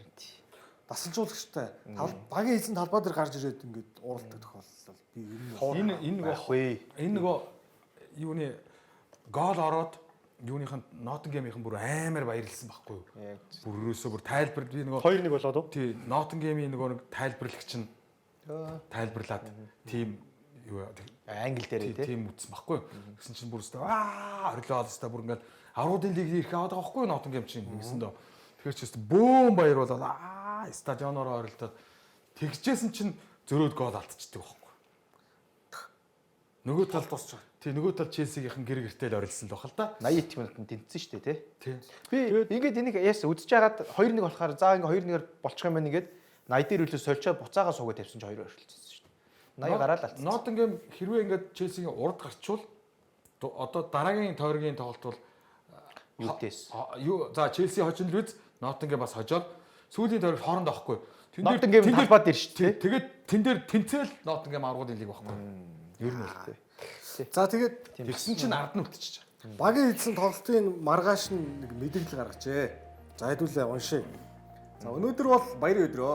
Очрон дэш дэвснээс хойш фэнүүдийн амлсан амлалтанда хүрч 30 жилийн дараа Ноттингем Форест клуб Европын тэмцээнд дахин оролцох эрхээ авч чадлаа гэдэг нь конференц баталгаажсан гэсэн. Премьер лигт дахин 2 тоглолт үлдсэн учраас эцсийн мөч хүртэл бид итгэсэн мөрөөдсөн хിവэр байх хэрэгтэй. Бид нуунуу болон түүний багаар маш их бахархаж байна. Энэ амжилттай улирал байсныг тэмдэглэх хэрэгтэй. Дасгалжуулагчдын баг, тоглогчид, дэмжигчид гээд би өөрөө хүртэл Тайвогийн тоглолтыг бүрэн үргэлжлүүлэх боломжгүй болгосон гэмтэлд болон эмчийн багийн оновчгүй шийдвэрт цухалдсан юм шүү. За баяр хөөр урам зоригтой байж мөрөөдсөөр байцгаая гэж тоглолтын дараа Instagram дээр мэдээлэл оруулжээ. Ер нь бол тэр эмчийн багийнхны шийдвэрт бол цухалдсан. Тэгээд дээрэс нь одоо сольчихгүй яасан бэ чи хэлэх гэж одоо талбай дээр гарч ирсэн. Тэгээ нуунууч гэсэн бас хэлсэн байлээ л дээ. Ер нь бол жоохон үл ойлголцол буруу ойлголцсон байлээ л гэсэн тийм. Яг гэхдээ тэр Лестерийн тэр бацаан ч бас ирээдүйдээ Янг талант гинэ. Бонанте юу? Факунда Бонанте. Аргентин тий. Аргентин. Тэр хүүхд чинь орой минь шүний минь байсан. тий аван Тайвог бол эрүүл байсан байгаагүй ямар ч хамаагүйгээр ингэж ороо хийцээ. Тий. Аргентин. Энэ эмчин бас нөгөө Олимпиакосын эзэн шүү дээ. Тий. Тэгээ нөгөө 20 онд ягаад ч юм тэр Европа лигийн Арсеналтай хийх тоглолтын өмнө нэх гүйж очсноо Микел Артетатай гар өрөөг одоо за ингээд дараагийн тоглолтод амжилт хүсэх юм уу танаа манай хоёр тоглох нь гэж хэлсэн. Артетад ковид өгсөн шүү дээ. Тэгээ Олимпиакс хожсон шүү. Амар хов ярьсан. Тэгээ Олимпиакс хожсон. Тэгээ Олимпиакс хожсон. Юмгүй гараа. Манай түүхч билгүүдээ сая нэг тийм ахнартаа хоолж байгаа юм шиг. Амар шурглаа да. Тэгсэн үү? Тэгсэн. Ковид аваад тэгээ тэр чинь халбаа яаж идэх амар юм болж. За, үр дүн хүсдэгтэй байдлыг хамтдаа шалгая. Эвертон хоцсон. Эвертоны довтлогоо сайжраад та аюул болчих. Уран гол зөндөө хийж нүү. Дахин дөрөв гэдэг нь олж. Брентфорд өндөрлөө бас Брентфорд чинь тэр нөгөө конференц Тэр баг 5 дараад очиж. Брентфорд Европын тэмцээний харин яа. конференц бас нүдэнд нь харагдаад яваад байгаа шүү. 4 дараа л очсон. Амар. За тэгээд Манчестер Ситид Саутгемптонтэй тэнцэж одоо Ньюкасл Хайнч амар тоглолцсон. Тэгээ ёо Саутгемптонийн тэр сүүл тэр химэн Рамсдейл тэр ямар амар хаад юм бэ? Хаалан дэрсэн те. Хаалт бүр бүтэн тоглосон шүү. Брайтон бол Wolverhampton-ыг байхгүй болгож орхисон. Астон Вилла бол өөрөөсөө Европа лигийг ямар ч байсан явах үзээд байна шүү. Цаг тоглолтод цаашгаа цаашгаа үзээд байна. За Ньюкасл бол аврагын лигийн эрхээ одоо нэг очиж бол бат боллоо одоо Ньюкасл. Тий. Энэ дараа үйлрэлтийн Премьер лигийн багууд бүгдээрээ жигд ингэж аврагт л өрсөлдсөн. Амар гоё болох байхаа. Зив алуулсан. Цорохгүй тий. Зив өстө бүр баахгүй. Сүбэдээ ч юм. Энэ Дараалдаад бүр 2 3 нүүрэндээ тавиулж унаад. Өөр дэмий тэнээд бүр тэр юм бол. За Ноттингем Лестер хоёр тим юм болсон. Тэгмээ манай Сүбэдээ бас байхгүй. тийм байхгүй. Энэ хоёр хоёулаа юу лээ 17 16 17 байгаа лээ. Тий. 16. Унах бүсийн дээр Яг доор нь унах 3, дээр нь манай Зив Сүбэдээ хоёр. Унахгүй шиг энэ цаа байж яа гэх. Кристал Паласт бас дэмий тэнтлээ тавиулсан. Тэгсэн. Энэ Энэ чинь ингэж штэ Тоттенхэмийн 20 хожигдол. тий. Ийм 20 хожигдол авч ирсэн тохиолдол байхгүй ч. За эхний тавар нөө Челси 5, Сити 4 Ингээ яваад байгаа байхгүй юу? Тэр Астон Виллагаас бөмбөгний зөрүү нэлээ хол байгаа сте. хол. Тий. Тэгэхээр ингээд тэнцээд байхад аврагуудын лигдээ орчих гээд. Одоо энэ дэр бөмбөрийн зэрэг бүр сүйл таслаа. Хим шийдэж шүү. тий. Саяны тэр Арсеналын авд нэг бүхэл оноо нэг оноо асар чухал агаад байгаа байхгүй. Тийм ээ. Асар чухал оноо авсан Арсенал. За Ноттингем 7-д сая хоцсон болвол тэд Шууд 5 64 болоод 5-д орж ирэх байсан. Тэгхээсээр. Яа, сүүлийн нийт тоглолтод энэ Челсигийн сүүл хоёр тоглолт юу юм? За нэг нь Ноттингем Форest. Манчестер Юнайтед гэсэн тий. Юнайтед. Манчестер Юнайтедаас өөр юутай байлаа? Ноттингем. Ноттингем тий. Манчестер Юнайтед өөрсдөө Манчестер Юнайтед хоёулантай нээсэн. тэгвэл баг Астон Вилла байсан байна. Тоттенхэм ч үл аль нэг нээсэн. Астон Вилла Тоттенхэм Юнайтед хоёртой хоёулантай байгаа. Тий. Астон Вилла зэр шүбэдэ дараалагдчих жаа. Астон Вилла баг хоёулангийн ингэчих байхаа. Юнайтед аль нэгэнд нь саад болох үе дээ. Астон Вилла Бас Челси. эвгүй шүү харин тий сүүлийн тоглолтонд. Тэгээ тэр нэг бас юуны Европа лигийн финалийн тоглолтоос нүдлүүл нь харагдаа сүүлийн Гээ одоо тоглолтыг тэгээд хайж магадгүй шүү. Ер нь энэ хайчаал байгаа шүү дээ. Харин тий. Тэр баг Манчестер Юнайтед Тоттенхэмтэй тоглолоор Та нар Манчестер Юнайтед шиг одоо сая Жинхнээс хожигчлаа гэж бодоод байгаа юм. Үгүй шүү дээ. Хайцсан байгаа шүү дээ. Өгцөн ингэ. Өгцөн. Тэрээс Манчестер Яг Челси дээр болсон ч юм бид нар өгөхгүй гэдэг юм. бас үзэн амархан өгчгийг хүсэхгүй тэгтэл хүчлэхгүй шүү дээ. Тэр чинь 5 дахь өдөр болох юм байл шүү дээ. Тий, нөгөө яг тэмцээний өмнө болно. тий. За завсарлаа энэ ч одоо цаг 22. Тэгвэл нэвтрүүлгийн ерөнхий ивент тэгч сайн сайхныг санхүүжүүлнэ. Голомт банк нэвтрүүлгийн алтан ивент тэгчээр өөрийн барыг сэрээ Tiger брэнд ажиллаж байна. Хэсэг хугацаанд завсарлаад 3 дугаар хэсгээр бол зяа гэж.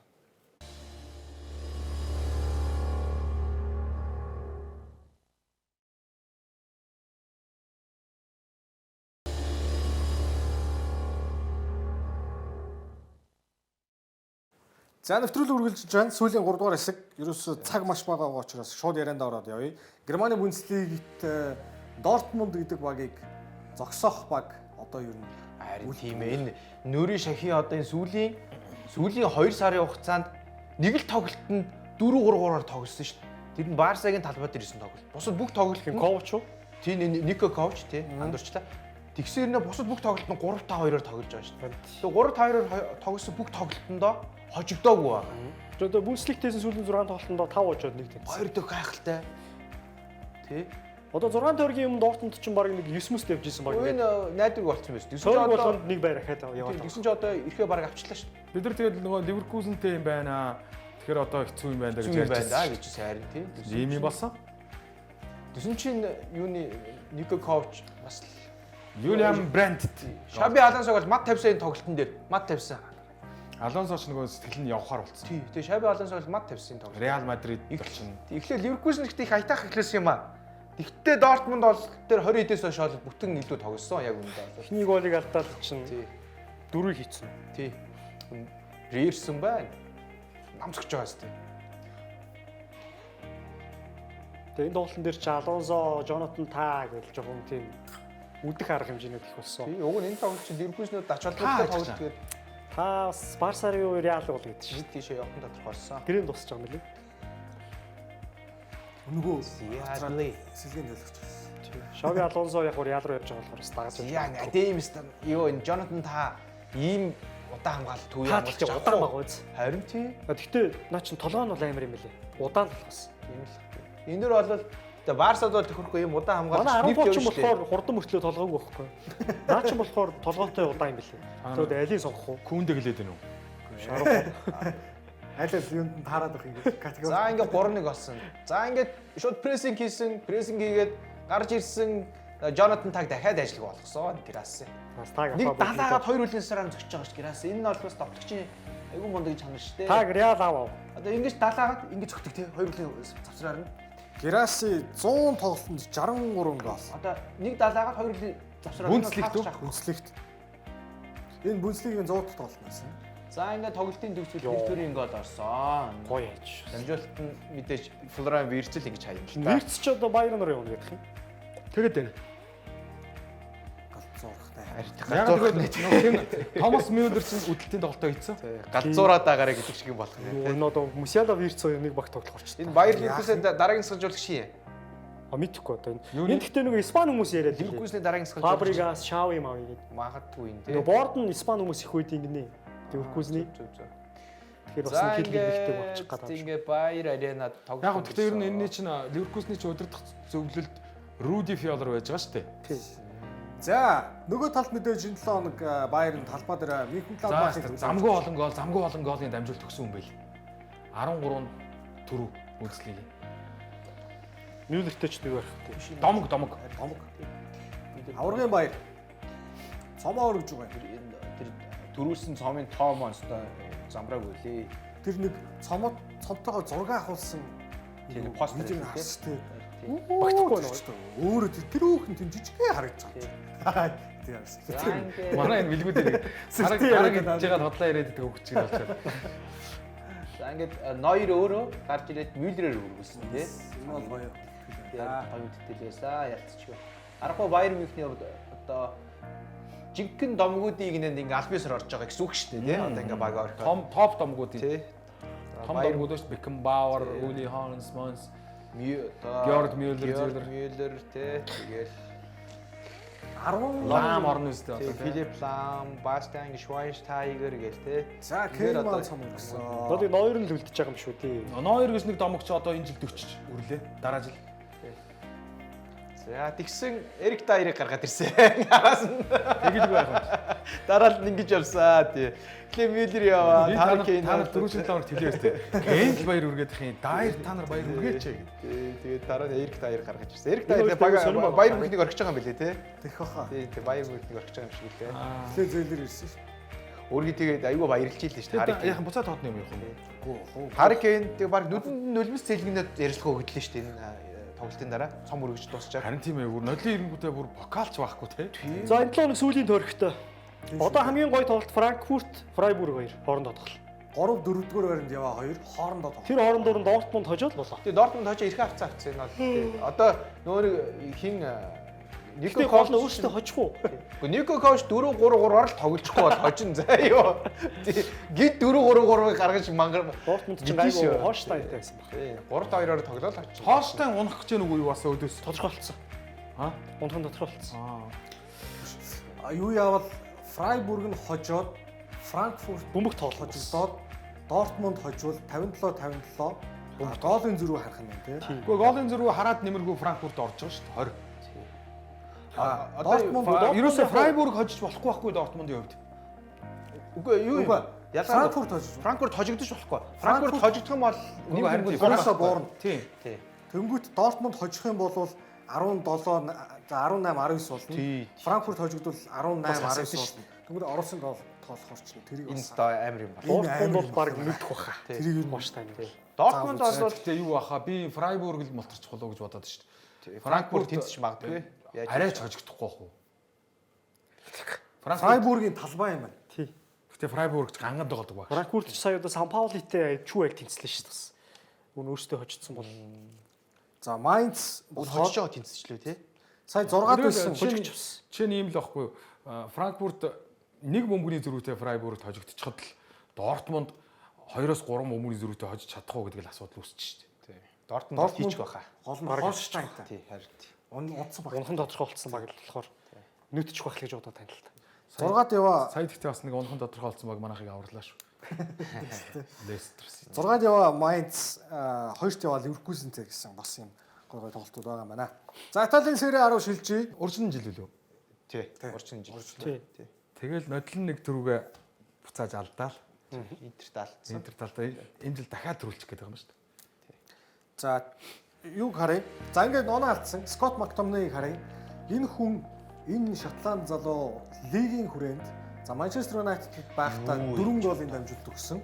178 тоглолтод Наполид ирээд энэ үлрэл 32 тоглолтод 4 голын дамжуулт. Энэ бараг 6 үлрэлийнхаа нэг үлрэлт хийчихсэн шүү дээ. Тэ. Энэ нөгөө сүүлд нөгөө Манчестер Юнайтедд бас нөгөө нэлээд минут өгсөн шүү дээ. Тэр үед ч гэсэн аюу их гол хийсэн. Клач. Тий. 2 тоглолт дараад явжсэн шүү дээ үлрэлийнх. 2 тоглолт дараа 90 минутанд гол хийж. Тэр үлрэлийн тэр Юнайтедаас нь хасчвал бүр ашиглах юм бол ерөөсөө эн чинь угаасаа эн чинь Умард Ирланд бол Ирланд бол юу? Шотланд. Шотландынхаа шигшээд бол одоо үнэхээр нөлөө үзүүлэхээр юм байна. Талбай дунджаар Манчестер Нас Юнайтед залуу 61 минут тоглосон. Залуу. Наполид 86 86 юу? минут. 27-8 хүрч байгаа хаа. Нас залуу. За ийм амар төв ягсыг явуулжээ. Де Бройныг авна гэдэг чинь Наполи. За 36 дугаар төргийн үр дүн Сери А-ыг хүснэ. Милан Болоньяг хожиж өчтөр шин Рома хожигдчих юм да. Нөгөө цуурлан зогсчлаа. 17 юу 18. Лаци өөрсдийнхөө боломжийг хадгалж үлдлээ. Тэ уг нь бол одоо Интер те. Тэгвэл хэцүү. Лаци Ювентус 4-5 явжсэн хоёр хоорондоо тэнцсэн. Лаци л хожих хөстө тоглолт хийсэн биз дээ, тэ. Яаж Ювентусыг хожиход? Би энэ дээр тэнцчлээ гэдэг бүр хожих гэж шүү. Комо 5 дараалал очичлаа шүү. Бараг 6 ч болчих. Комос харин тий 6. За тэгээ Унтсан байгаа Монцач Үдинесийг хожиж байна. Венеция, Фиорентина. Интер Ториногийн талбайд тэгээ Интер бүр бүтэн сэлгийг гаргасвалч таа. бүгдийн Хэд л хоёр тэгэр очиж. энэ Фиорентина тэр нөгөө сая Битестэй их тоглолт гэж нөгөөд Венецд хожигдчих юм уу? тэгж байгаа гэсэн үг. Ер нь Үгүй яг дараа шүү. дараа нь Ядарсан юм болов. оо ер нь ядарч шүү дээ. ядарчжээ. Тийм. За Аталанта өөрсдийн аврагуудын лиг ирэхийг баталгааж өгч байгаа шүү. Рома ингээд хожигдсон. За хүслэгтийг харъя. Дөрвөн баг орно. Аталанта ойлгомжтой. Наполи Интер 1-1 оноо зөрүүтэй. Аталанта бол хаашаач хөлтгөр үг болсон. Манайх юу идэж чадцсан байгаа шүү дээ. Өөрхөн. Бөмбөний зөрөө бас арай багана тий. Ювентус. Тэгээ одоо хамгийн гол нь Интертэй л. Биш одоо нэг 4-5-2 баг ороод энэ сүүл плей-офф хийх юм уу? Хийхгүй бөмбөг тал. Сериалын дөрмөр бол Аврагыг шийдэх, Европын тэмцээн шийдэх, доош орохыг шийдэх тэр гэж ойлгосон шүү. үгүй. Доош аврах аврагыг шийдэх энэ хоёр тохиолдол. Энэ нөгөө одоо жишээ нь Наполи Интер хоёр оноо тэнцэх боломж юу байна хоёр тоглолтод? Яавар тэнцэхэр юм? Ингэ нэг шүү. Наполи одоо юу гэдэг чинь тийм ээ? Хоёр. За нэг хожоод. За. Интер нэг тэнцэх ёстой байхгүй. Тий. Нэг хожоо нэг хожигдно. Интер бол нэг хожоо нэг тэнцэн. Нэг оноо тэнцэн. Интер заавал нэг тэнцэх ёстой. Сүүлийн хоёр тоглолтоос Интер 4 оноо, Наполи 3 оноо. Тэрнээс хоёулаа хожоод байвал нэмэргүй юм биш үү? Хоёулаа хожоод байвал Наполитэй сая маш чухал тоглолтод оноо алдчих. Нэг бол Наполи хоёр тэнцээд саяны Наполи тэнцээ амир хэрэг болчихж байгаа байхгүй юу? Уг нь хоцсон бол нөө 3 онооныхаа бүтэн тоглолтынхаа зүрх хадгалаа явж. Ер нь гэхдээ гайгүй юм байна. Дээр нь бол дээр нь. Тийм ээ. Одоо сая хожигдсон бол өстой жинхэнэ нөгөө гал гарсан нөгөө аврагын төлөө тоглолт болох гэж байсан юм шүү дээ. Тий. Италийн лиг Рома тэгнэ гэдэг байгаа шүү дээ. Рома харин байна. Цаа хоцсон бол шууд өгдөрөөр л болж ирэх юм байла. 64 63 62 гэдэг дөрвөн баг бол 2 онооны загт дөрвөн баг нэг нь аврагуудын лигт орно, нэг нь бүр юу ч хоос оцох. Ийм баг. Дөрвөл орно шүү дээ, тий? Дөрвөл орно. Тэгэл манай Лацио ч Европоор орчих уус. Тэрийг ядагчаас аврагын лиг рүү ормооргүй байна гэдэг байгаа шүү таа ч юм бүр. Барахгүй л да одоо Интерийг. За Интерийн тэр нэг тэнцэгийг нөх юм болов? Магадгүй шүү. гоё юм үзүүлээ. За Янг талант руу орноо. Португал гинөө. За Португалийн лигээс Португалийн Порто клубээс бол Порто клубын дараагийн үеийг тодорхойлох Авьястан гэж байгаа хүүг оцлоо. За дараагийн Декутэй танилцаарай гэж байгаа шүү дээ. Родриго Мора гэх. За Родриго Мора гэдэг. За дараагийн Декул гэдэг энэ Португалийн хөлбөмбөгийнхэн. За ингээ Португалийн алдарт Порто клубын бүх насны баг тоглож байгаад энэ улирлаас нэгдүгээр баг руугаа дэвшиж тоглож байгаа Родриго Мора үндсэн байрал нь бол товтлооны чиглэлийн хагас хамгаалагч мөн живүүрийн байрал тоглодог. Гэтэ ирээдүйд бол мэдээж товтлооны чиглэлийн төвийн хагас хамгаалагчийн байрлалд тоглох 18 настай хүү байна гэж байгаа. Тэгээ саяхан одоо юу ирсэн яг бүтэн 18 нас хүрлээ Родриго Мора. Энэ улирал Португалийн лигт 9 гол оруулсан, 5 билүү голын дамжуулт өгсөн. За 10 голд одоо хүрэх боломж бол байна. За ингээд Португалийн юуны Португийн одоо нэгдүгээр багийн дасгалжуулагчдын баг бол Родриго Морад бол маш том одоо найдвар одоо тавьж байгаа юм байна гэж байгаа юм. За тэгээ Родриго Мораг ингэж тодорхойлсон байна. Generational talent буюу одоо бүтэн үеийг одоо тодорхойлох авьяас бол энэ хүүд байна гэж одоо Порто өөрсдөө дүгнж байна. За тэгээд 15 нас хэд хоногтой байлээ. Португалийн лигт бол дебют хийсэн. Ингэснээр бол Португалийн лигт дебют тоглолтод оролцсон хамгийн залуу тоглогч болсон гэж байгаа Родриго Моро. Тэгээ өнгөрсөн онд 17 оролцогчноос Европын аргын тэмцээн болсон. Тэр Европын аргын тэмцээний мэрэгэн буч болсон шгшээ гэж хэрсээр хагаад 2 дугаар харинд орсон. Тэгээд 17 насны Европын аргын тэмцээний бэлгэдлийн шгшээт бол нэрлэгдсэн байна. За тэгээд түүнийг бол юуны те голын боломж бүрдүүлэх, гол оруулах, тэгээд тоглолтыг найруулах, тэгээд тоглолтын одоо ур ухаан, тэгээд тоглолтын явцад гарах шийдвэр гаргах гэдэг олон төрлийн одоо байдлаас нь дүгнэхэд бол дараагийн Деку байна гэж дүгнэж байгаа юм байна. Тэгээд одоо Европын топ багууд бол анхаарлаа хандуулсараа. Гэхдээ Порто бол нэг 2 үлрэлтээ бол Родриго Морог бол явуулахгүй гэж хэлж байгаа юм байна. Гэхдээ хэрвээ өнөөдөр авах юм бол 70 сая евро төлөө гэж байна. Тэгээ 70 сая евро төлөх юм бол Родриго Морог бол авч болж байна. Тэрнээс бол 2 үлрэлтээ бол Родриго Морог бол бид нар явуулахгүй. Өөрсдөө бол ингээд энэ авьяас бол хөгжүүлнэ гэж. Энэ үлрэлтээ бол нөгөө Само Амридонтой хамт бол яг дотгооны байрал. Само Амридоны хойно яг 2 дугаар тоглогч Төвийн хагас хамгаалтын байрал, Албаны хагас хамгаалтын байрал тоглож байгаа. Само Амридонтой бол маш одоо сайн зөгцөж тоглож байгаа юм байна. Амридон ч том битээ шүү дээ, тий. Моро дунгааж өгөөгөл Моро ямар нэгэн байдлаар ингэж хийгээл хийчих. 9 голт олцсон байна. Одоо бол Португалийн лигт бол дараа үлрэлээс бол нэлийн ширүүн дайрах шинжтэй байна гэж байгаа. За ингээд Португалийн шгшээ багийн тасгалжуулагч хин хэлсэн байна. Энэ 6 сард орох шгшээ багтаа дуутчих холуудаа гэж хэлсэн байлээ. Мартинес бол Роберто Мартинес байгаа. Тэгээд сая бол 21 насны шгшээд бол дуудагдаж тогссон. Одоо бол үндсэн шгшээ багтаа дуудагдах цаг нь бол болцсон гэж үзэж байгаа юм байна. Родриго Морог бол. Тэгээд мэдээж одоо дэлхийн нийтэд өөрийгөө таниулах одоо тавцсан бол магадгүй дараа жилийн дэлхийн аваргын тэмцээн аль эсвэл дараа жилийн Европын одоо Европа лиг ч юм аргууд лигийн тавцсан байх шиг байна гэж. Мундаг юм байна. Яг л нэг Португал Спорт ингэж байгаа юм байна тий. Порто ч тэгээд юу юм бэлээ нөгөө аргуудын лиг ирэх бол байхгүй юм л. 3-т орцсон. Бас нөгөө хоёр чи хоорондоо юу боллоо одгийг нэг хэлээч. Бенфика Спортинг Тэр чинь би бас үзлээ бас яах мөн гэх нөгөө цэнгэлийн онцсон баг 80 амтнал тэнд байна. Нүд үүсэхгүй шүү дээ би бүр. Тэгээ нөгөө Португалийн лигийг төрүүлэхэд хоёул оноод хийчихээд байгаа шүү. Тийм. Тэгээ оноогийн цүлэн Спортинг авах юм бэл.